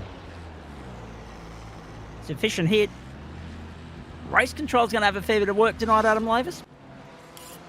Indeed, Lee Williamson there doing his thing. Yeah, look, it's very easy to do that because with the fact that Casio Triangle has three right-hand turn-off options, and the general track uses the middle one. Sometimes you get caught out with your braking markers there, which it looks like David Baz has, and unfortunately he's had nowhere to go but the rear end of the car in front. And at least he's readdressed, so maybe Lee will see a bit kinder to him and give him a lighter penalty. But I don't know if he will get away with no penalty there because it was a pretty late, although not intentional, a very late braking contact. Oh, Richard a bit wide. Yep, very wide. And back into the clutches of John Merritt all of a sudden. Now, I'll update you on a few drivers lower down the order in just a moment. Mitchum comes to pit lane, so does Merritt at the end of lap 12. Surprise, surprise. The Dench mark goes to 13. So he goes that extra length, that extra mile. Shoot Kang with him, though. Yeah, Mitchum, Merritt, Bidgood, and Jones all to pit lane this time round. So too Hooper, Fung Wong, and I suspect Cooper and Fuge will come through as well into pit lane. So seems to be that lap 12 is the threshold for most of these cars, most of these drivers. I'll give you an update of the running order in just a moment based on everything we're seeing on screen at the moment. Here's Daniel Birchnell coming back along the start-finish strike now. So it's interesting. 12 seems to be the critical number. So that means that 24 is the number to look out for most of those guys. That's the first most of them should go on the second run. Dench, however, to 13 again. Chu Kang has gone through as well for a 13th lap. They're the only two to do so in the entire field. 3 retirements thus far, 26 still running. Khan the last of those, not yet a lap down, but might be shortly if he's not careful. The field will be cleansed first time round, this time by the line for both Dench and Kang. Mitchum out in 3rd place, Merritt 4th, Collins 5th, then Birchnell, Bidgood, Jones, Court, Hooper, Fung Wong takes us back to 11th. Then Cook, Fuge, Christensen, Heaney, Gallacher, Wood, Christie, Snadden and Wood, the top 20. That's Paul Wood in 17th and Nick Wood in 20th. Down 16 spots on where he started with that wounded Audi that he's since had repaired in pit lane. Christensen through on the inside, going up into position number 14, he's trying to get by Tim Fuge. Couldn't get it done. He's on the outside there, actually. He was trying to get the move done. Gotcha. I'm just having a look. There were a couple of names I wanted to mention. So Zach Christie was in the AM split last week along with Alex Court. He's come into the pro split, jumped up from 29th where he started dead stone motherless last, up into 18th through that first round of pit stops. Solid effort from him. And beyond that, Gary Cousins lurking outside the top 20 and 21st at the moment. David Baz and Cam Culverwell pitted at lap 11 and lap 12 respectively after that incident. Culverwell's second incident of the night, Baz's first, and they are now 23rd and 24th, fighting very much for the minor placings and bugger all championship points. Kang to pit lane, Dench to pit lane. They're both back on the racetrack. Dench has gone short, 13.93 seconds. Richard Mitchum unstuck at turn 2. Richard Mitchum. A spin on the exit of turn 1. Richard Mitchum coming into turn 1, out behind Matty Dench, caught the curb, and it looked as though the car was giving out on him on his way into the corner in the first place. The rear was sliding, and those Porsche GT3 cars, whatever you think of them, they're not a drift car. And he was struggling to catch it, and in the end he couldn't. He had to relinquish. Richard Mitchum drops down behind John Merritt now. Merritt the beneficiary for the second week in a row. Collins to 4th, Kang to 5th. And what's interesting here is, if we have a look at Adam Lavis, Tim Cook, that's going to hurt. That's really going to hurt. Especially when you consider that he clouded the front twice and the rear once. That is a very, very sick-looking Mercedes. He's on pit road now paying the invoice. Hopefully, if he's lucky, he might have his fast repair up his sleeve, but I don't think he will. I don't think he does. No. Parked up and done for the night is Tim Cook. Our latest retirement, the 4th of the night. And we pick up David Christensen in 13th now. So what's also interesting, Adam, is if we have a look at the analysis of those that have done a full fuel this time round as opposed to those that have done a half fuel, if you like. And Nick Wood's only fueled for 14 seconds, but he came in on lap 9, so that's not to be unexpected. 12 seconds for Dane Snadden, but again, he came in on lap 7. When we look at those that pitted lap 12, lap 11, Only Daniel Birchnell 14.27. Oh, actually, he was lap 9. Only Richard Mitchum 13.05. Matty Dench 13.93. Of those that went the mile, the extra mile, the lap 12, lap 13, have fueled short for the second stint. John Merritt went 15 seconds, so he went slightly longer, but everybody else was looking at, 18, 19, 21 seconds out of those that stopped on lap 12. No surprise to see anyone that pitted earlier than that short, fueling a little bit shorter because they had less to top up. So what's going to be interesting here is where the mind games begin. So yeah, there's your pit lap and pit time there on the screen.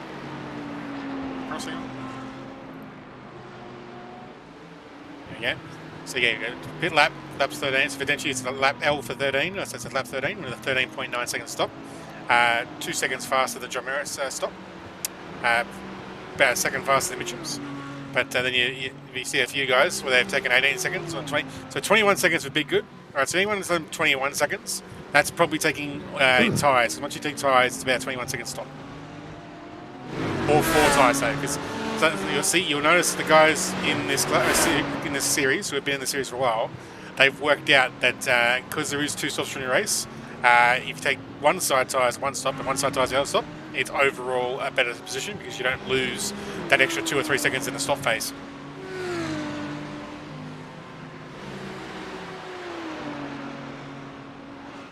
Last week, of course, we had motorsport competing for airtime with cricket and tennis.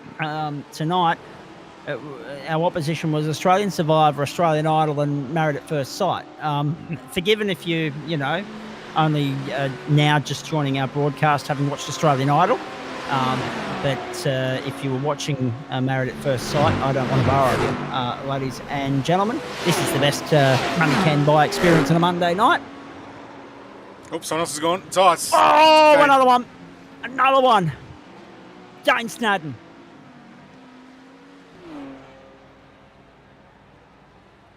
So many cars falling foul of 130R tonight. As I said, if you're going to this outside curb, he barely even touched it. He bounced across the inside curb, I think. But look at how much curb he took on the inside. I think that was his undoing on this occasion. Have a look at how he smashed that inside curb. Oh yeah, it's pretty much stable. Yeah. All of it. But did not miss it. Luckily, it's a very soft hit, so there'd be near to no damage. They just got to get going again. Lost a bit of time. Let's see how you go. He did tow for no reason, so that's unfortunate. Yep. Lucky. But again. Survival of the fittest. Here at the Suzuka circuit. And Dane Snadden, Tim Cook, Daniel Correa-Sarr, Craig Mason, Aaron Cooper, all parked up and done. That was it for Dane. He was like, no, I've had a gut full of this. I've had enough. I'm out. And Matty Edge continues to lead. 3 seconds to Merritt, 1 second back to Mitchum. Have a look at Zach Christie under pressure here. Nick Wood trying to get Wood for company. He's trying to get back. He's obviously had a mistake at the start of the race, trying to recover. He was in the top 10. Now he's battling for top 20. Yep, and he's not the only one. I mean, look at the 2 Ferrari boys in Bads and Culverwell. Outside the top 20 now as well. Oh, Daniel Birchnell. Another one at 130R. It's the night for it. I don't think I've seen as many cars go into 130R or come unstuck at 130R rather. It's the curb, in one of our GSRC races as what we've seen tonight. Basically, yeah, it's an outside curve. If you've got any lock on it, there's a spot on there where it just reacts really weird to the suspension of the cars. It does it for a lot of cars. Basically like hitting a banana peel.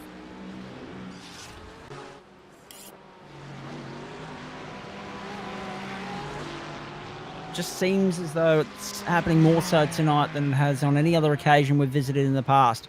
Daniel Birchnell back out onto the road after stopping for 11.72 seconds. Now, the problem for Birchnell now is I don't think he can make it to the checkered flag on those numbers.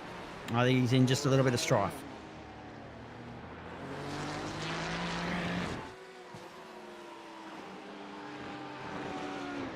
Matty Dench, the benchmark, 1 minute 59.297. Things just calming down a touch here at the moment, which is good to see.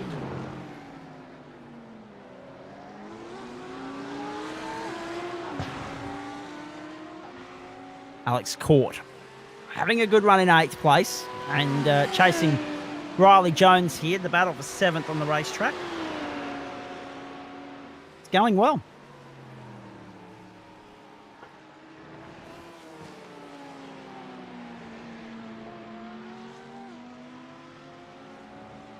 Court in the Lambo and Jones in the Porsche.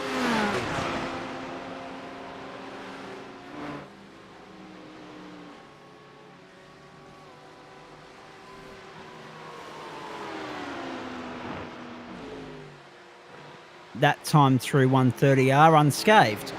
Well, you see, Court going for it on the inside. Can't get it done. Court got out on that rebel strip, so he opened the steering up and went over the curb, and therefore he straddled the banana peel rather than finding it. So got away with it that time. Absolutely. Down the main straight again. Riley Jones, 7th. So Dench. So BMW, Ferrari, Porsche, 1, 2, and 3. The first of the Mercs is 6th. That's Tom Bidgood. The Lambo of Court is 8th. And unfortunately, the Audis are outside the top 10 now. So 5 manufacturers in the 10, but the Audi, the new and improved, allegedly, Audi, is out in 13th place in the capable hands and control of Greg Heaney right now.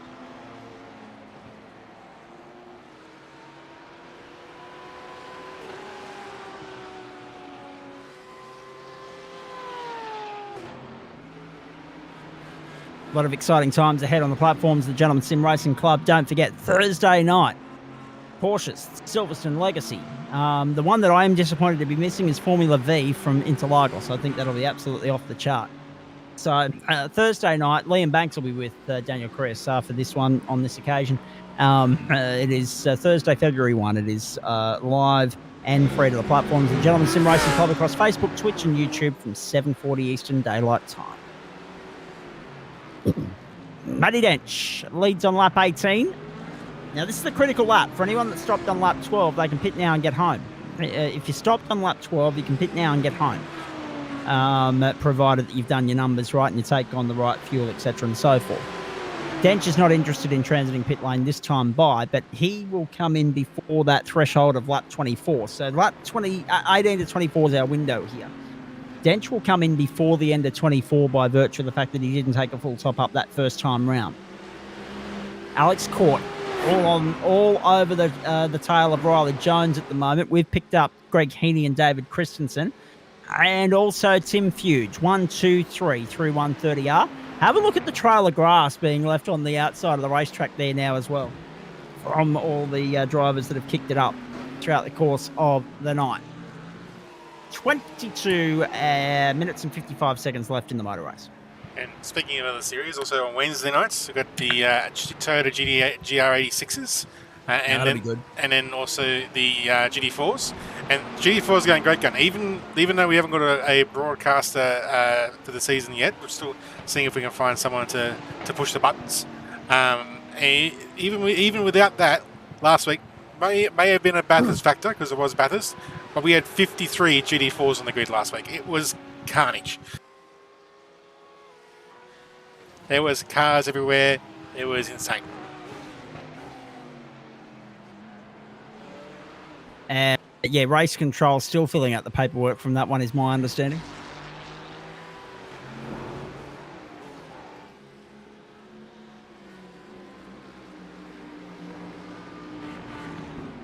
And this week we've got Sandown for a sprint round, so it'll be interesting to see how many of those still come back and have another crack.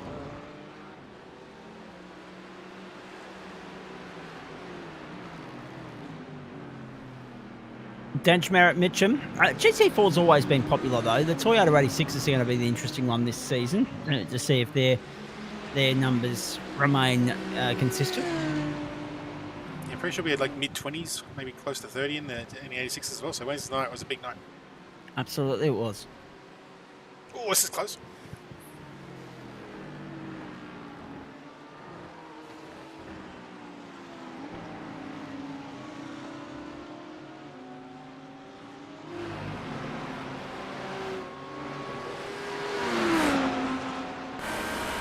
Up the back straight. This is Nick Wood trying to get into 15th place on Zach Christie. To the inside at 130R. Fastest point of the racetrack. Backs out of it.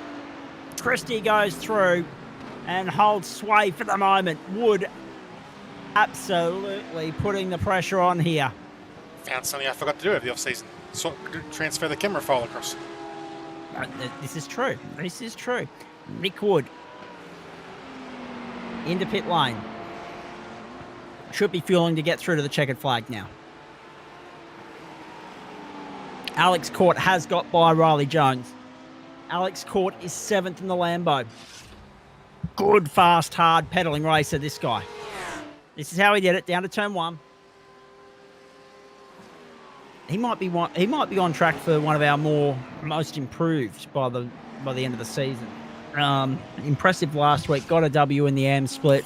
Drafted up immediately into the pro split and has answered the challenge and answered it well. Sure, he's 27 seconds down on Matt Dench, but that's nothing to sneeze at because it's Matt Dench.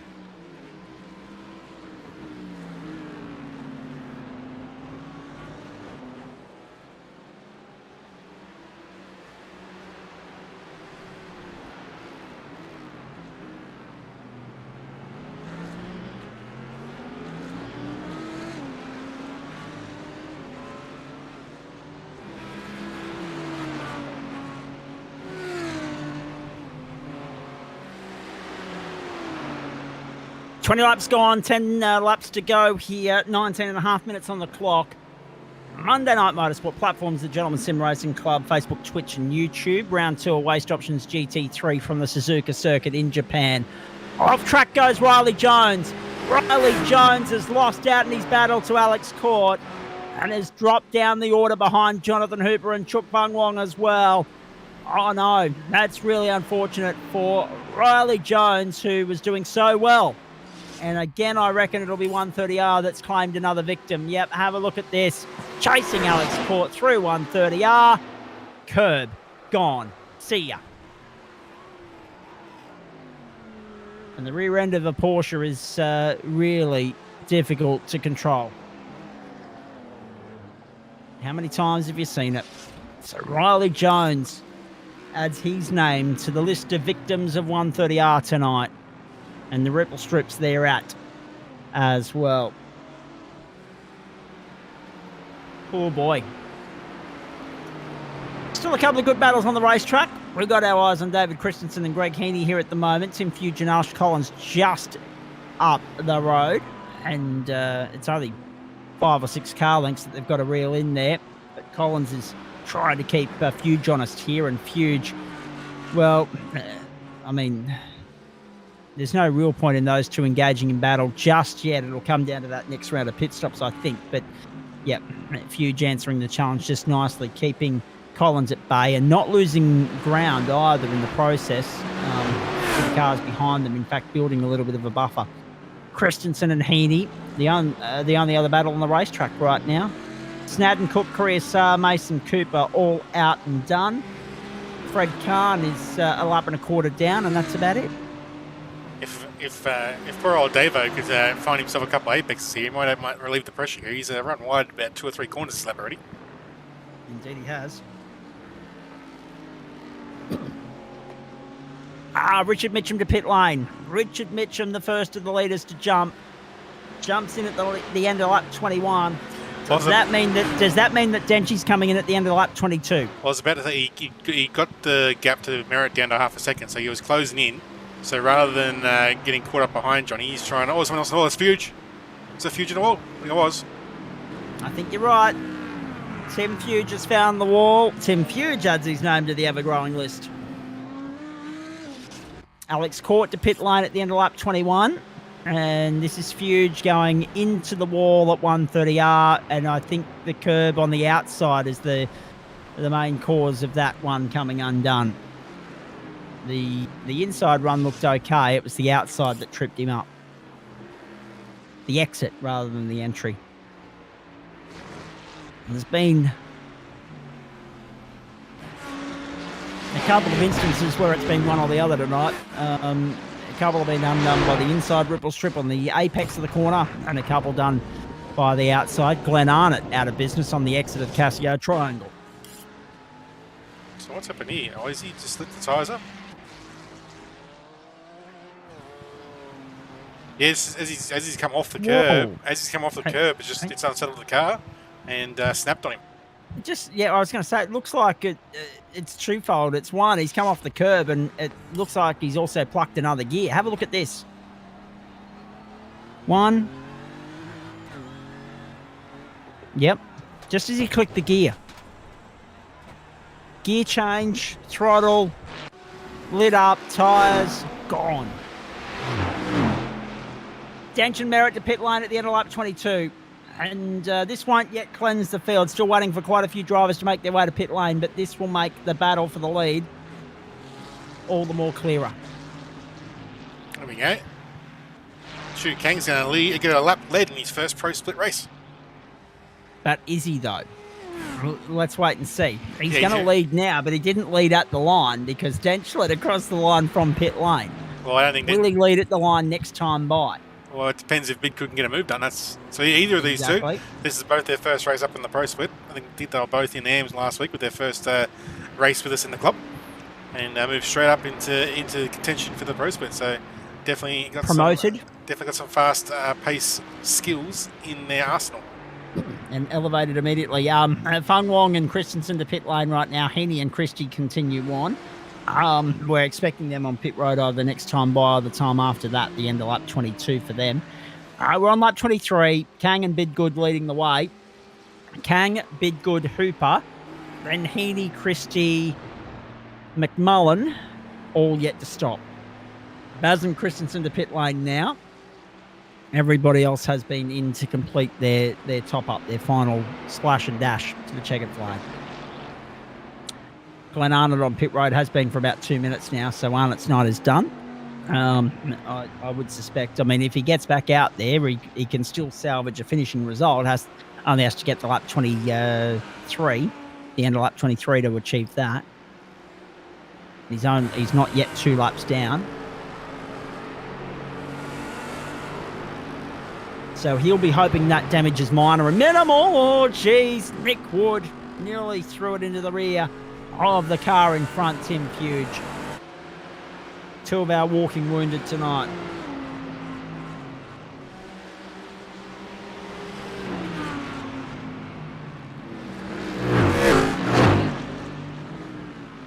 So yeah, 22 and a half laps is that 75% race distance. So you need to complete 23 to be classified. That was Jonathan Hooper being passed by Richard Mitchum on the inside, the 130R, and Mitchum into 5th. In comes Bidgood. Kang continues on. So you're right, Adam Lavis. Kang will lead a lap.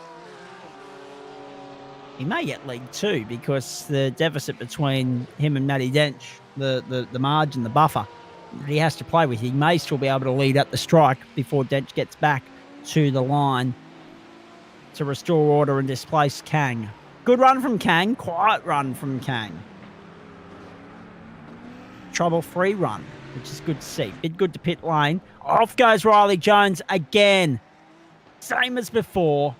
130R claims a victim for the second time. And he's coming to pit lane. He's going to park up for the night, I think, Riley Jones. Have a look at this. Every time you get that curb. You're right in the middle of the actual apex of that curb. It's just something weird about the physics in there. Something iRacing probably looking at it. While they're looking at it, they could also increase the safety car speed limit. So 2 things they need to do for Suzuka. Exactly. And just to add insult to injury for Riley Jones, he might also get an unsafe pit entry fine for his trouble too. He's on pit road. He's been there for 19, 20 seconds now, trying to repair the car and still limp it to the checkered flag. He has completed 23 laps, so he's ticked that box, but he's down in 22nd. That's not a reflection of the fair pace he's had on board tonight. Kang leads. So Dench went stints of 12, 10 and 8, whereas Kang went 13, 11 and 6. Will he go in this time, or will he No, he's going to continue on. Kang wants to lead this one from the front. We know he's got a splash and dash. We know he's got an invoice to pay, but he's going to enjoy the clear air on the top of the tree while he's got the opportunity to stay there. Tim Fuge is 15th at the moment, and he's holding Nick Wood at bay. Jonathan Hooper on pit road as well. So again, we're almost at the point where the field is cleansed. Good fight back from Zach Christie, actually. Currently showing 9th place. Will fall outside the top 10 here as he completes his second round of pit stops. But for the bloke that started Stone Motherless last to be in the top 15 and well and truly inside the top 15, that is really good to see. Fuge under pressure. A little bit compromised on the entry to the Casio Triangle. And on the exit, not too bad. Sliding through down into the main straight. Here we go. Have a look at this. Nick Wood with the run. Will he pull out of the draft and go for it on the run to turn one? Have a look at the Audi. The Audi up against the Merc here, and the Merc wins out for now. Oh no, Fuge has run up wide. Fuge is trying to go around the outside. Fuge is trying to get by Heaney and can't get it done. Can he get it done on the inside to turn 3? No. Heaney chops him off. So Fuge under pressure from both in front and behind. Heaney trying to protect his teammate Zach Christie as well. And there goes down the inside Nick Wood. Opportunistic from Wood. Saw the opportunity to pounce, didn't wait for a second invitation, and Wood goes through to 14th. Yeah, that's pretty a bit unfortunate. Game on. That's a bit unfortunate there for Tim. He had both the Whiskey business racing cars come out of the pit lane right in front of him and compromised his lines 1 and 2, and that put him under pressure, and he got offline, and Nick Wood said, "Thank you very much, I'll have that position." One thing I didn't check Adam Lavis, we didn't go back and remind everybody what the track and weather conditions were from the transition from qualifying to race server. Let's just have a quick look at that. Clock moving twice as fast as it would in the real world, and Matty Dench 1:59.11 just to put the icing on the cake of his performance tonight. And Chu Kang's going to get 13 laps out of his 2 stints, so he's the only one to achieve that, 13 and 13, and he no doubt has to come in this time round with 4 laps to go and top up the tank. Kang will lead for the moment by 6.17 seconds to Dench. 3:48 in the afternoon, clock moving twice as fast as it would in the real world, 16 km an hour, winds 20 degrees the ambient, 22 on track, the humidity at 60% as well, it is high. So that's all the info I can give you from the weather server on the 29th of January 2024, depending upon where you are, of course. Hello to our friends in Queensland observing flood watch in 1912. Down the inside to turn 1, Heaney under pressure from Wood. Wood goes through. Wood's at 13th now. It's an unlucky 13th considering that he started 4th, but by gee, what a rescue mission this has been. What a recovery. Still knocking on the door of a potential top 12 finish here. Zach Christie's only 0.8 of a second up the road. They won't get to Paul Wood, who's 13 seconds. Paul Wood's 2 seconds up the road. They may still get to him, but they're running out of time. I think Wood's consistent enough on pace to keep those guys at bay and hold on to 11th. They won't get to Jonathan Hooper because he's got 13 seconds on Paul Wood. Barring any sort of mistakes or misfortunes, and we don't wish that upon anybody, it's looking good for Matty Dench here. Chu Kang comes to pit lane after spending 4 laps in the lead and surrenders now to Matt Dench, who goes through and does so with the 1:59.707, only 6/10 off his fastest time of the race thus far.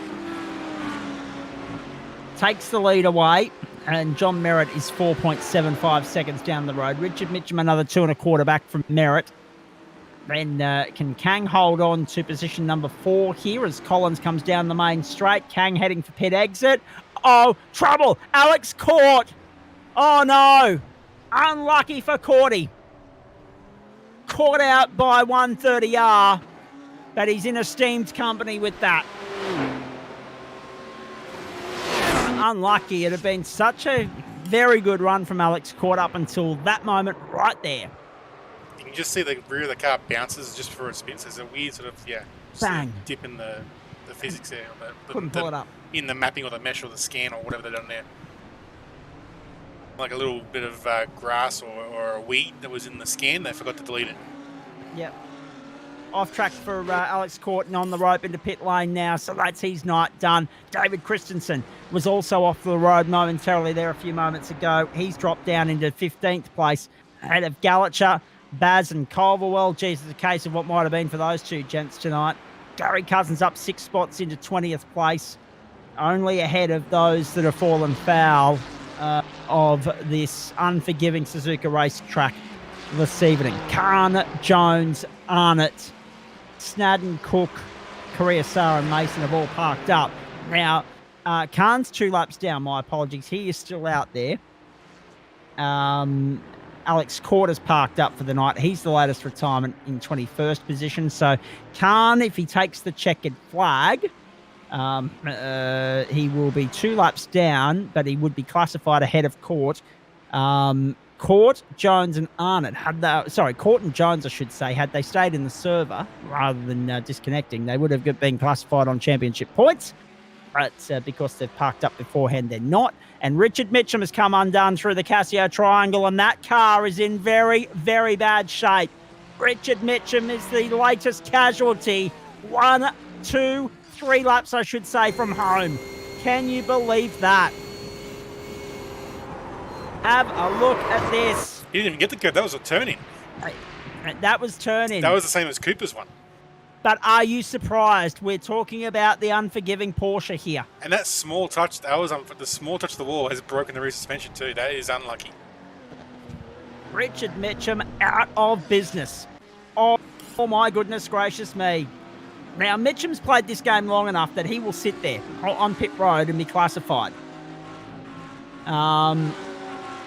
Fred Khan now moves ahead of Alex Court and my apologies. I'm having a look at all sorts of different numbers here, folks. And of course, Fred Khan will get past Alex Court and be classified ahead of him anyway. And now Richard Mitchum as well, because if he's only 2 laps down, he'll get to 28 and he'll be home okay on those numbers. Cam Culverwell's into pit lane now late in the piece as well. So that's an unscheduled late race pit stop for Culverwell.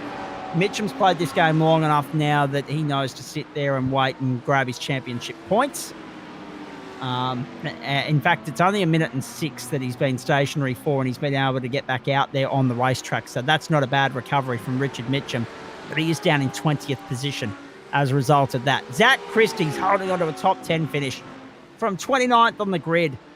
19 positions gained. How about that? Oh, what might have been for Richard Mitchum. And that is to the benefit of Chu Kang, who is now 3rd, but only 0.9 of a second up on Ash Collins. It is BMW, Ferrari, BMW. The first of the Mercs in Tom Bidgood is 5th. BMW, Ferrari, BMW. The first of the Porsches is Christie. The Audis are 11th and 12th, on the precipice, on the cusp of doing something special to try and displace Christie and get into the top 10. So as it stands, 4 manufacturers in the top 10, and both the Lambos will not finish tonight. No one saw that coming. No one.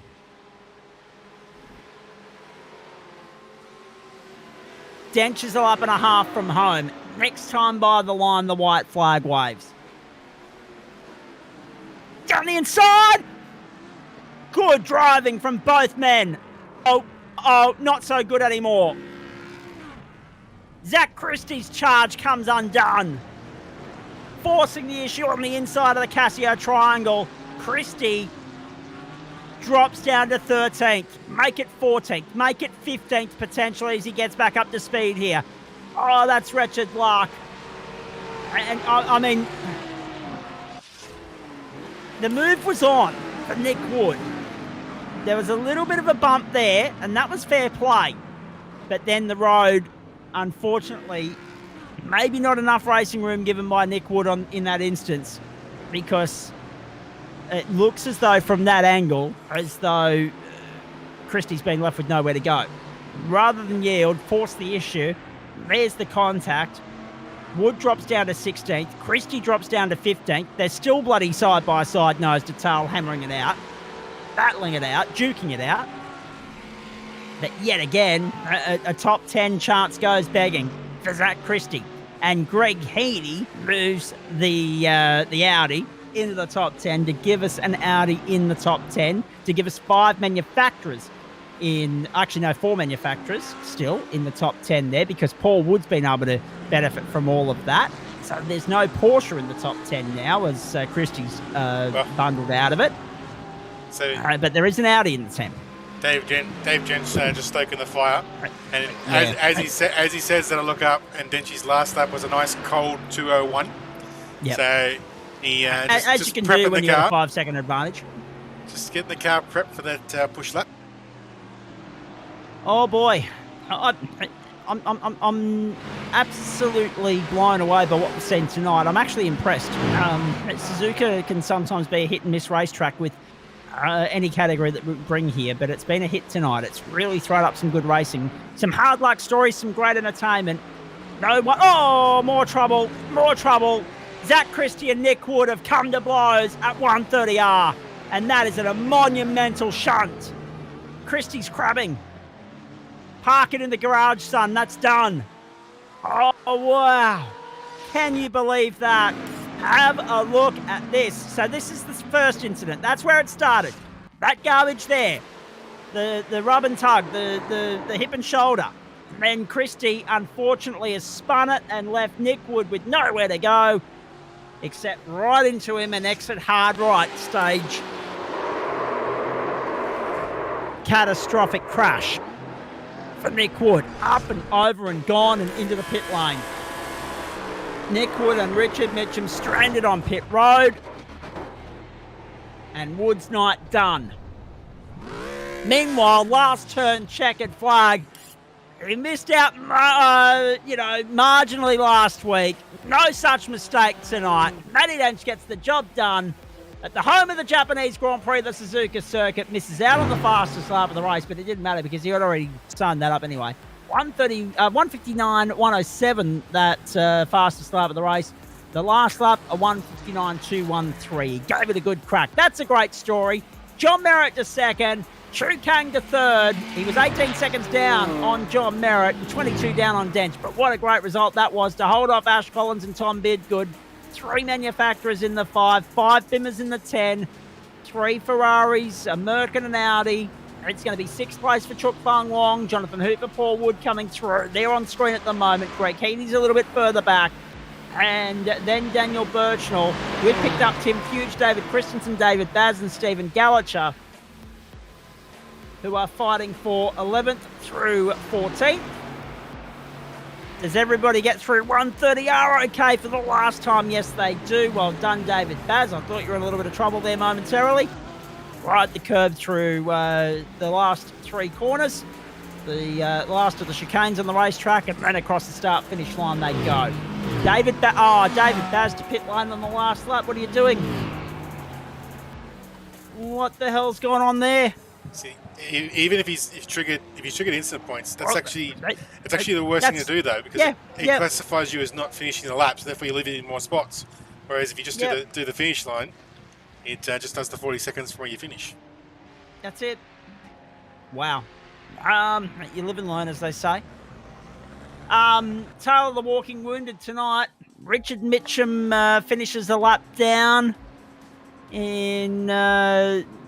Actually, no, he gets home on the lead lap, I think. I think he's only just taken the checkered flag now. He gets home in 19th. Nick Wood, still on pit road, has got home 20th classified, but a lap down. And Fred Kahn was also 2 laps down in all of that. So 21 finishes, but look at the trail of destruction. Mitchum down in 19th. Wood down in 20th.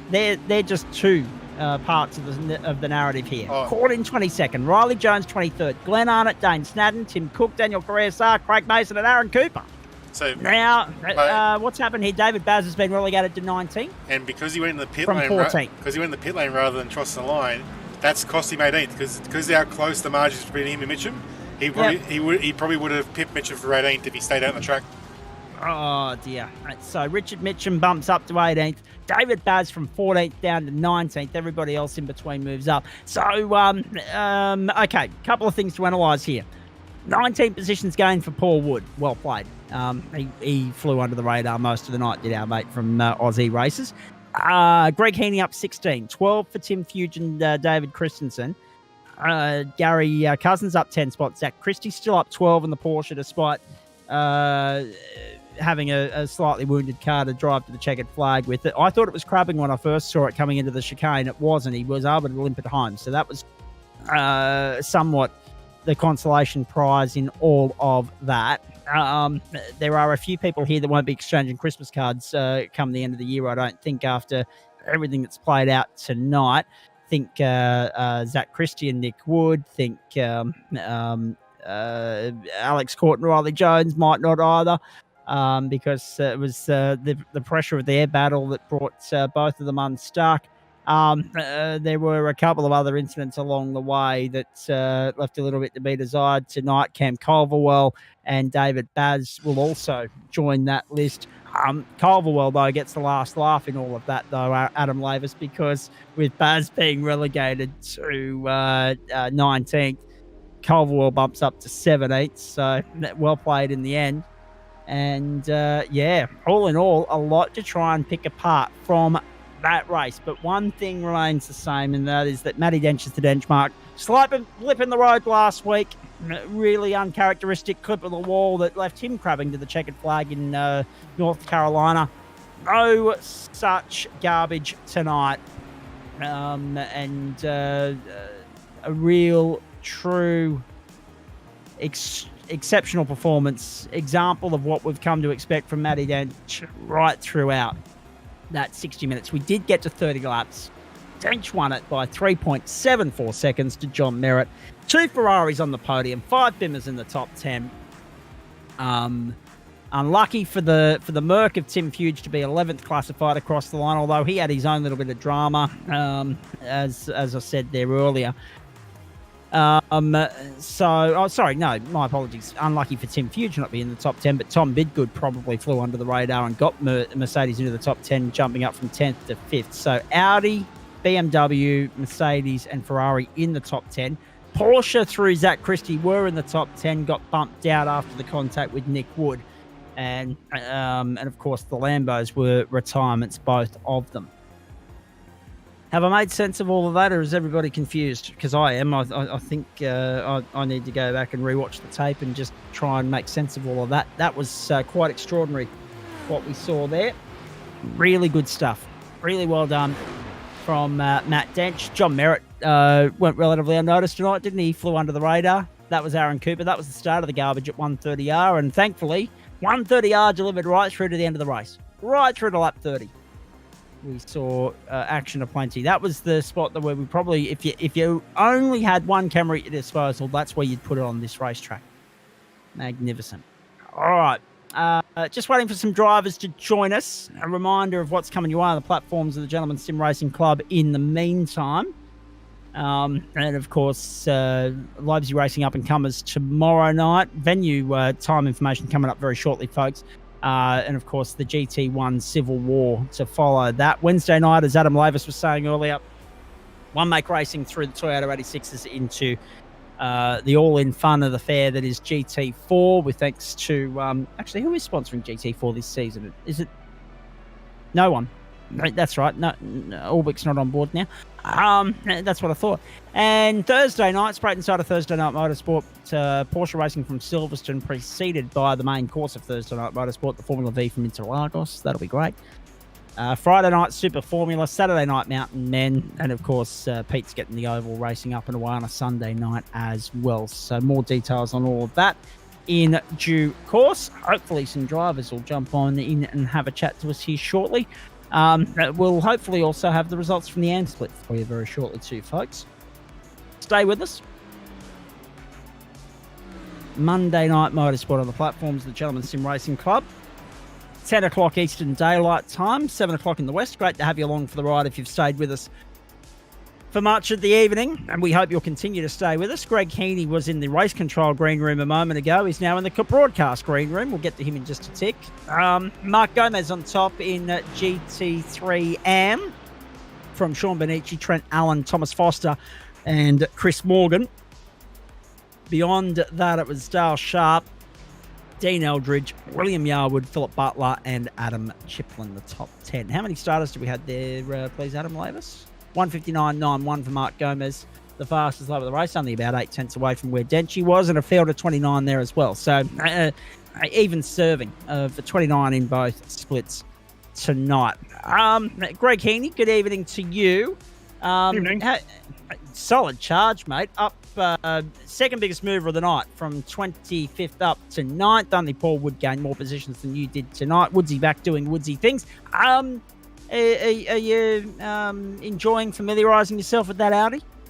Yeah, very much so. Definitely getting used to it. I was contemplating taking tyres, discussing it with Zach, who was keeping pace with me until his unfortunate incident, which he's currently discussing with Kev downstairs. I thought that might be the case, yes. Yeah, I was going to back him in with a couple of things, being that I was like right behind the both of the boys when that happened. But yeah, no, definitely happy with the Bowens Audi. Definitely getting used to it. Fred unfortunately had a couple of incidents tonight. First one was his throttle was playing up, hence his early pit stop to try and fix it. And then his night went from bad to worse, unfortunately. Yes. So we'll count this round in first round for him as a drop round, and hopefully we can have hopefully he has a slightly better performance for the next few weeks. But yeah, no, I was quite happy with my own performance, especially getting underneath. I can't remember who I was actually chasing underneath at the hairpin. I was actually quite surprised I got that done and was able to keep it in front of the other car I was getting past. So. It's always interesting, isn't it, when we come to a circuit like Suzuka? There's no margin for error around here. There are parts of this racetrack where if you get it wrong, you really do pay the price, as we found through 130R tonight. And that was unlucky for Zach on 2 counts, because obviously he had the first incident with Nick Wood at the Casio Triangle, and we'll be as diplomatic as we can here. There was a little bit of hip and shoulder, and I'm all for a little bit of nip and nudge where warranted. Where applicable, this is a contact sport. Let's not make any qualms about that. I mean, it's one of those things where I'm all for it, because it adds a little bit of fuel to the fire. It gets people interested. It fires things up, and it makes things interesting. But in saying that, the return to serve was very quick and prompt, and it ended in the two blokes pointing in the wrong direction and dropping down the order. But then the battle continued, because they found each other again, and unfortunately Zach just lost the rear end, and Nick had nowhere to go through 130R. Yeah, being on our Discord, it was Zach just said the whole back end just let go on him, and he was just immediately stamped on the brakes, and unfortunately Nick didn't really have anywhere to go apart from into the back of him, apparently. So now, on that subject, I mean, Speed Cafe were only asking last week about supercars. Should they reintroduce the bump and nudge? Look, all's fair in love and war as long as it's clean and fair. I don't care if there's a little bit of car-to-car contact here and there, and that's the point I'm trying to make here. But to be fair, let's talk about Zach for a couple of seconds here, mate, because he was in the AM split last week, promoted this week, and didn't let the team down. I mean, he started rear of the grid, burnt from the stern, was sitting 10th before it all went pear-shaped in the final 10 minutes of play. I can't say I'm terribly surprised that the rear end let go, because that just sounds to me like a typical Porsche doing typical Porsche things. Oh, very much so. That was the unfortunate reason why he was starting from the back. He just could not get it hooked up for qualifying. It was just not behaving itself through 130R through his qualifying, so hence he ended up starting from back. And both myself and Fred were telling him, mate, you're probably in the best place to be at this point in time, because who knows what's going to happen turn lap 1 through 130R until everybody gets sorted out. But yeah, no, very happy with the result for both myself and up until that point, Zach. But yeah, no, hoping to have everybody on track next week.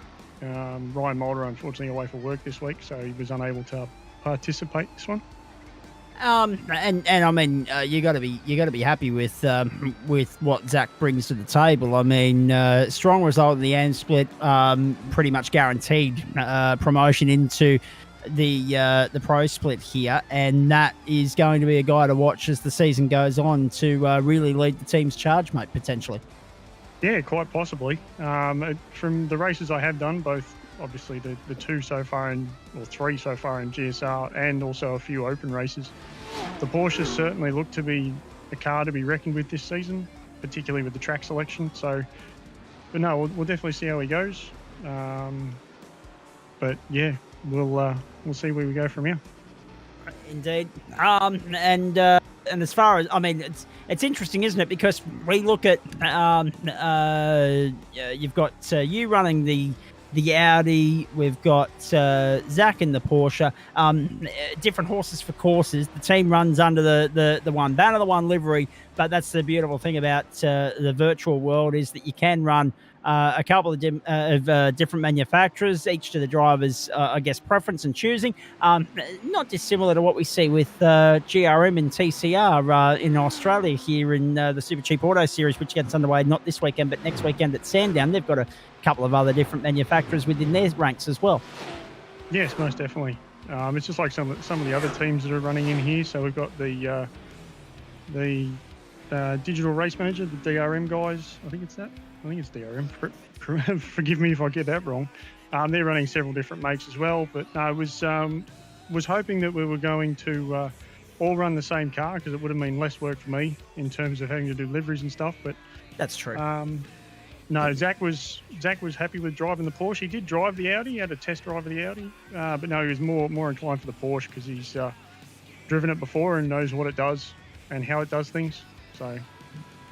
And as for you, I mean, obviously, we've seen you run in a couple of different manufacturers in previous seasons, so you've adapted a versatile sort of approach to this caper now, and it's going to be interesting to see what you can do with the Audi as the season goes on, mate. And a top 10 result. Consistency is key to stringing the results and a championship together, isn't it?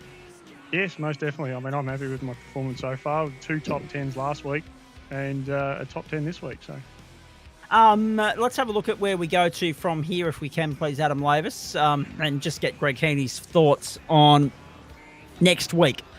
Not my most preferred racetrack, I must admit, Greg, because overtaking opportunities aren't the easiest to come by, which can make things a little bit interesting from trying to keep it interesting in the commentary box as far as that perspective and standpoint is concerned. But it is Alton Park. What are your thoughts? Pass, next question. No, I haven't driven a GT3 around Alton Park for a little bit. I can't remember the last time. It was actually in the VRS cycle of things. So yeah, definitely going to be doing some practice laps around that this week. In amongst doing practice for the OSR 12. So us and the Bowens Audi are going to have a crack at that one. We'll see how we go. So I've got to get some practice in for that, plus going on to the upcoming weeks for this. So certainly plenty of racing to be had.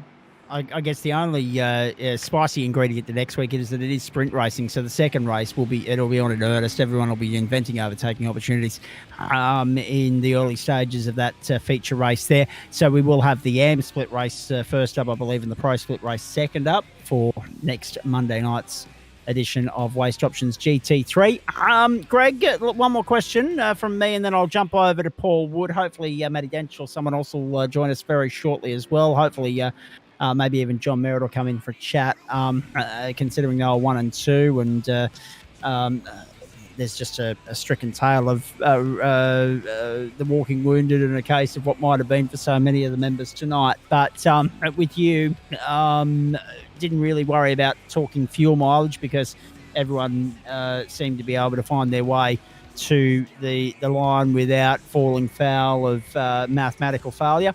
But for you, tyre wear tonight, what was it like? Did we take tyres during pit stops?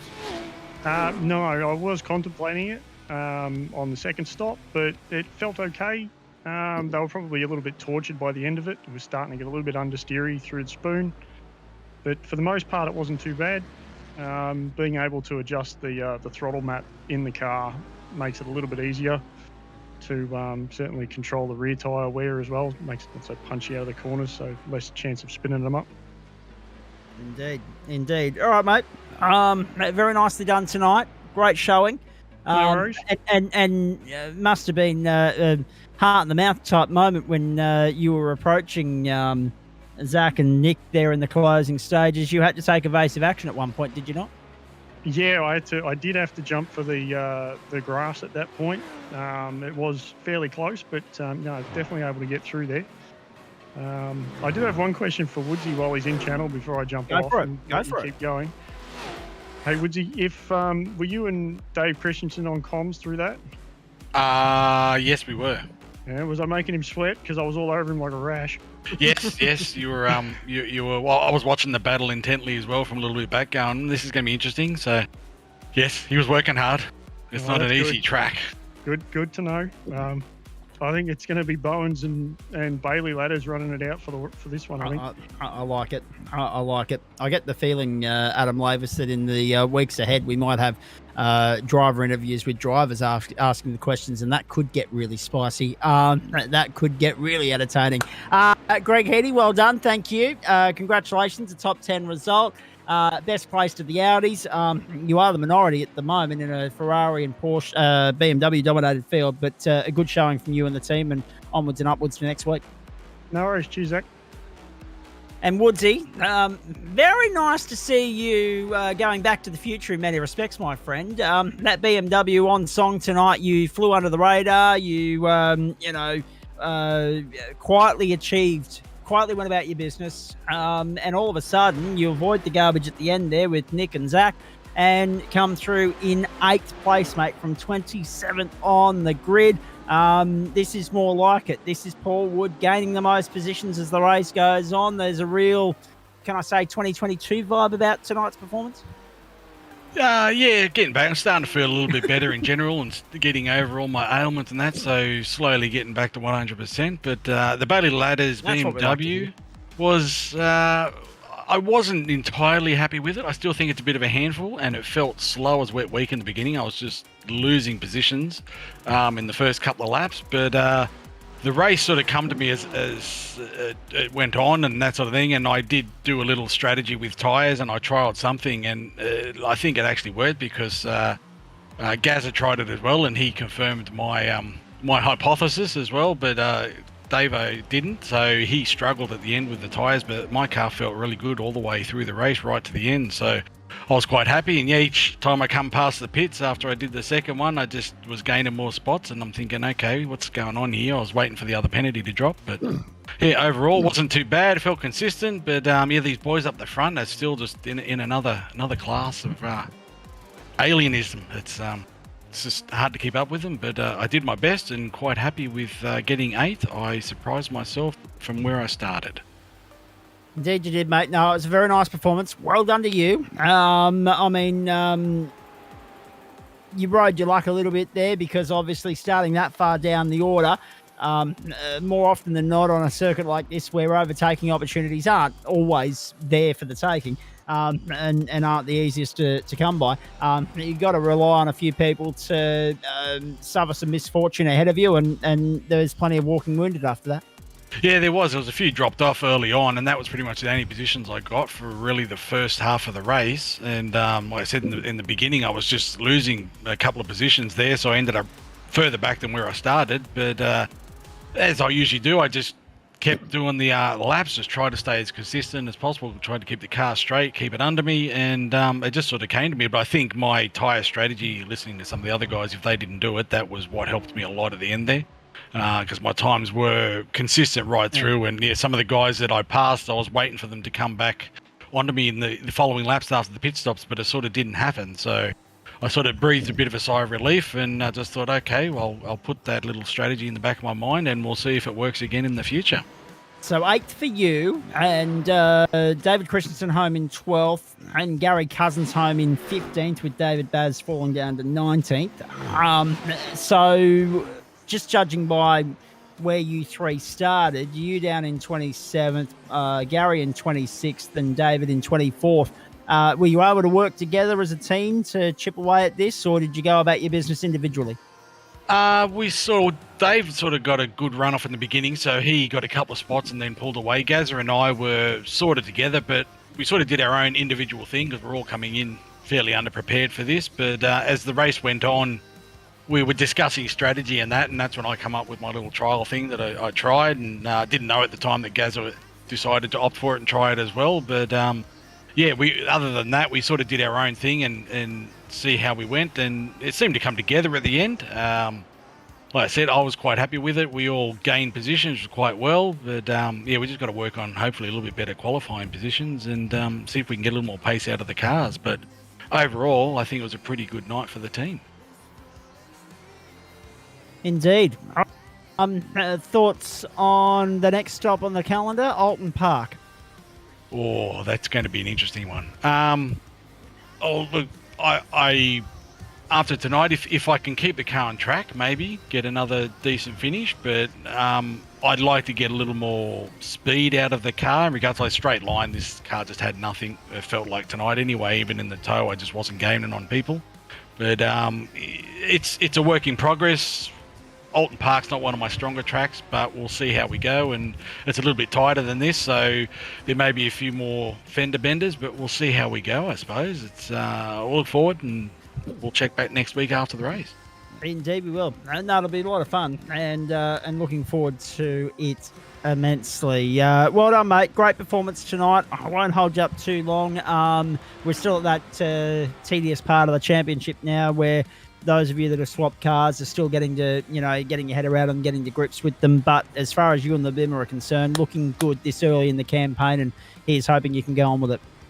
Yeah, well, 2 weeks in a row, even though I didn't have the best result last week, it felt comfortable both weeks. Not the fastest car, but it felt comfortable. And for me, comfortable always works. But yeah, I just like a little bit more pace just to move forward a little bit earlier. But then, that may have been the slower car may have been what got me there at the end. So we'll just keep working at it, keep plugging away, and we'll see how we go as the season goes. Comfort wins out every day of the week. I love it. Hey, Woodsy, well done. Thanks for that, mate. Go well. No worries. Thanks, guys. Quickly having a look at a couple of bits of housekeeping for you, ladies and gentlemen, before we wrap up on a Monday night. No one else here to be seen at this point in time. The updated point standings for the Player One SimGear Super2 V8 Challenge, just while I wait for Adam Lavis to give me the all clear with the GT3 points, and we might be waiting a few minutes there. Greg Favell, 114 points. Michael Hammond, 100. Will Buchanan, 83. 82 for Tony Baker. Damien Cairns with that W tonight goes to 74. 69 for Leith McClymont. Ryan Tegel on 68. 67 for Nick Fodiatis. 55 for Jason Spriggs. Didn't race last week. That's important to note. And then, of course, we go back to Bevan Moyes on 50 points, who also didn't race last week. One thing I didn't ask Greg Heaney about, he was talking about one of his stable burning their 2 drop rounds this early in the piece. Not advised. In fact, it's well advised not to burn your drop rounds this early in the championship, to be honest with you, because you're relying on not having something come up or something happen in the next 8 rounds. Probability of that happening? Yeah. The percentage is low. The chances are slim. So we'll keep our fingers crossed, and we wish those guys all the very best. But yeah, if it goes belly up at some point, don't say we didn't warn you. 127 points from Matty Dench, the clubhouse leader after 2 rounds. Are we surprised? No, we are not. 116 for John Merritt, 83 for Ash Collins, just 1 clear of Jonathan Hooper, who was here in the room, then bailed. So we didn't get a chance to chat to Jono, hopefully next week. 76 for Chook Fang Wong. So BMW absolutely smothering the top 5 at the moment. The exception is the Ferrari of Merritt. Then Tom Bidgood, the Audi of Greg Heaney, 72 and 66 respectively. 5 back to Gary Cousins, the first of the Porsches. Paul Wood on 59 points. So 5 Bimmers in the top 10. 2 Porsches, an Audi, a Ferrari, and a Merc. And of course, Paul Wood in 9th on 59 points. Richard Mitchum, despite what happened tonight, and let's not forget what happened last week as well. He didn't have the greatest second race at Charlotte Motor Speedway Roval. They make up the top 10, and Chu Kang with the start tonight, 3rd home, is on 49 points, but he's only got 1 drop round at his disposal for the rest of the campaign. All right, that'll do us on a Monday night. And before we rock and roll, let's remember to pay the bills and tip the hat and thank the people that make it possible for us to do what we do here on the platforms of the Gentleman Sim Racing Club, including Waste Options, Sprite Insiders, Player One Sim Gear, Lobesy Racing, M-Wave Australia, and Flash Graphics. It is terrific to have all of those people on board supporting this club for yet another 10-week season. That's the end of Monday Night Motorsport on the platforms of the Gentleman Sim Racing Club across Facebook, Twitch, and YouTube for week 2 of Term 1 in 2024. But there's still so much to look forward to. And we start tomorrow night at the Interlagos circuit in Brazil with the Toyota 86s for the Lobesy Racing up-and-comers. We then move to Silverstone for the GT1 Civil War. That race is over 35 minutes. It's a 3-race super sprint format for the up-and-comers. All the action getting underway internally at 7:45 Eastern Daylight Time. We are not broadcast tomorrow night. I am a little bit disappointed that we're not broadcast on Wednesday night, though. Have a look at that. Remember how good the Formula V racing was when we went to Willow Springs? It'll be just the same when we bring you the Toyota Gazoo 86 Australia Racing Series Challenge. That is Wednesday night, 2 sprint races, followed by the GT4s from Sandown, a real Australian field to the GT4 series at the moment. Off to Sandown for race 2 at sprint racing there, so that'll make it even better. Thursday night, I'm not with you. I'm already disappointed about not being here for the main course, but then again, Legacy Silverstone doesn't always throw up the best Porsche racing, so good luck to Liam Banks and Daniel Correa on Thursday night. Interlagos, the venue, 7:45 Eastern Daylight Time for Sprite Insider Formula V. Then on to the Porsche Cup from Silverstone, the Legacy Circuit, so the Prix 2010 track change there at that venue, the Grand Prix configuration for much of the 2000s and the late 90s as well. So that's Interlagos, then Legacy Silverstone, Thursday night Motorsport on the platforms of the Gentleman Sim Racing Club from 7:40 Eastern Daylight Time. On Friday night, Super Formula to the Red Bull Ring. Open wheel racing around the Red Bull Ring in Austria, 8:30 Eastern Daylight Time, 2 sprint races there for your trouble. Saturday night, the Pro Mazdas around Mount Panorama. That'll be good fun for the mountain men from 8:30 Eastern Daylight Time. The 2019 supercars from a TBA venue. Keep an eye out later in the week, the V8 Supercar Oval Series race start 8 p.m. Eastern Daylight Time. And more details with regards to race distances, etc., will be made available to those participants closer to the time. Next Monday night, our first dose of Monday Night Motorsport for February. And we get 5 hits of Thursday Night Motorsport in February this time round, thanks to the leap year and the Olympics. The broadcast is from the Autodromo Mugello, Italy, or the Player One Sim Gear Super 2 series. 7:50 Eastern Daylight Time, followed by a trip over to Great Britain. So a real European flavour to Monday Night Motorsport next week. Alton Park, Am Split first up, Pro Split second up, sprint racing. So 2 for the price of 1. And the order of the day there, 20 minutes and 37 minutes respectively. Looking forward to it immensely. And that will be from 7:50 Eastern Daylight Time, the main course from 8:45. That's it from us. I'm not going to bother with... we have to, ladies and gentlemen, because let's be perfectly honest, the reality of the matter is the likes of John Merritt, Matty Dench that dominated proceedings at the pointy end of town tonight are nowhere to be seen at the end. Bad luck stories right throughout the paddock. That's racing at Suzuka for you. That's the hard-fought nature of GT3 racing. Sometimes some big names bit the dust tonight. They'll be out for redemption, revenge this time next week. On behalf of Adam Lavis and all the crew here, thanks so much for coming along for the ride. Don't forget GSRC merch available via the website links that we bring up on the screen each and every week. There they are there for you. merch.tgsrci.com or gsrcmerch.myshopify.com. The websites lead you, like both the websites, doesn't matter which one you type in, they lead you to the same place. So they're both live, and if you want to get involved in the club, that's website in red on the left-hand side there. Swap out merch and put in race.tgsrci.com. That's it. We're done. January's done on the platforms of the Gentleman Sim Racing Club as far as our broadcasts are concerned. A little bit of an earlier start than usual, but one that we're enjoying. And if you didn't enjoy tonight's racing, you're very difficult to please. The supercars turned it on. Greg Favell put to the test in Detroit. Brought himself undone by putting on a little bit too much fuel for the run to the checkered flag. And then, of course, we saw a cracker of a race in GT3, albeit in the battle for all the minor placings. I hope you enjoyed it at home. And on behalf of Adam Lavis and all the crew here, I'm Zach Caban bidding you a very good evening. Look forward to your company again next Monday night. But don't forget, Daniel Correa-Sar and Liam Banks will be here with you for Thursday night Motorsport as week 2 of Term 1 in 2024 continues. Until then, have a great week, everybody. I'm Zach Caban. Have a great evening, and we'll see you next time. Bye for now.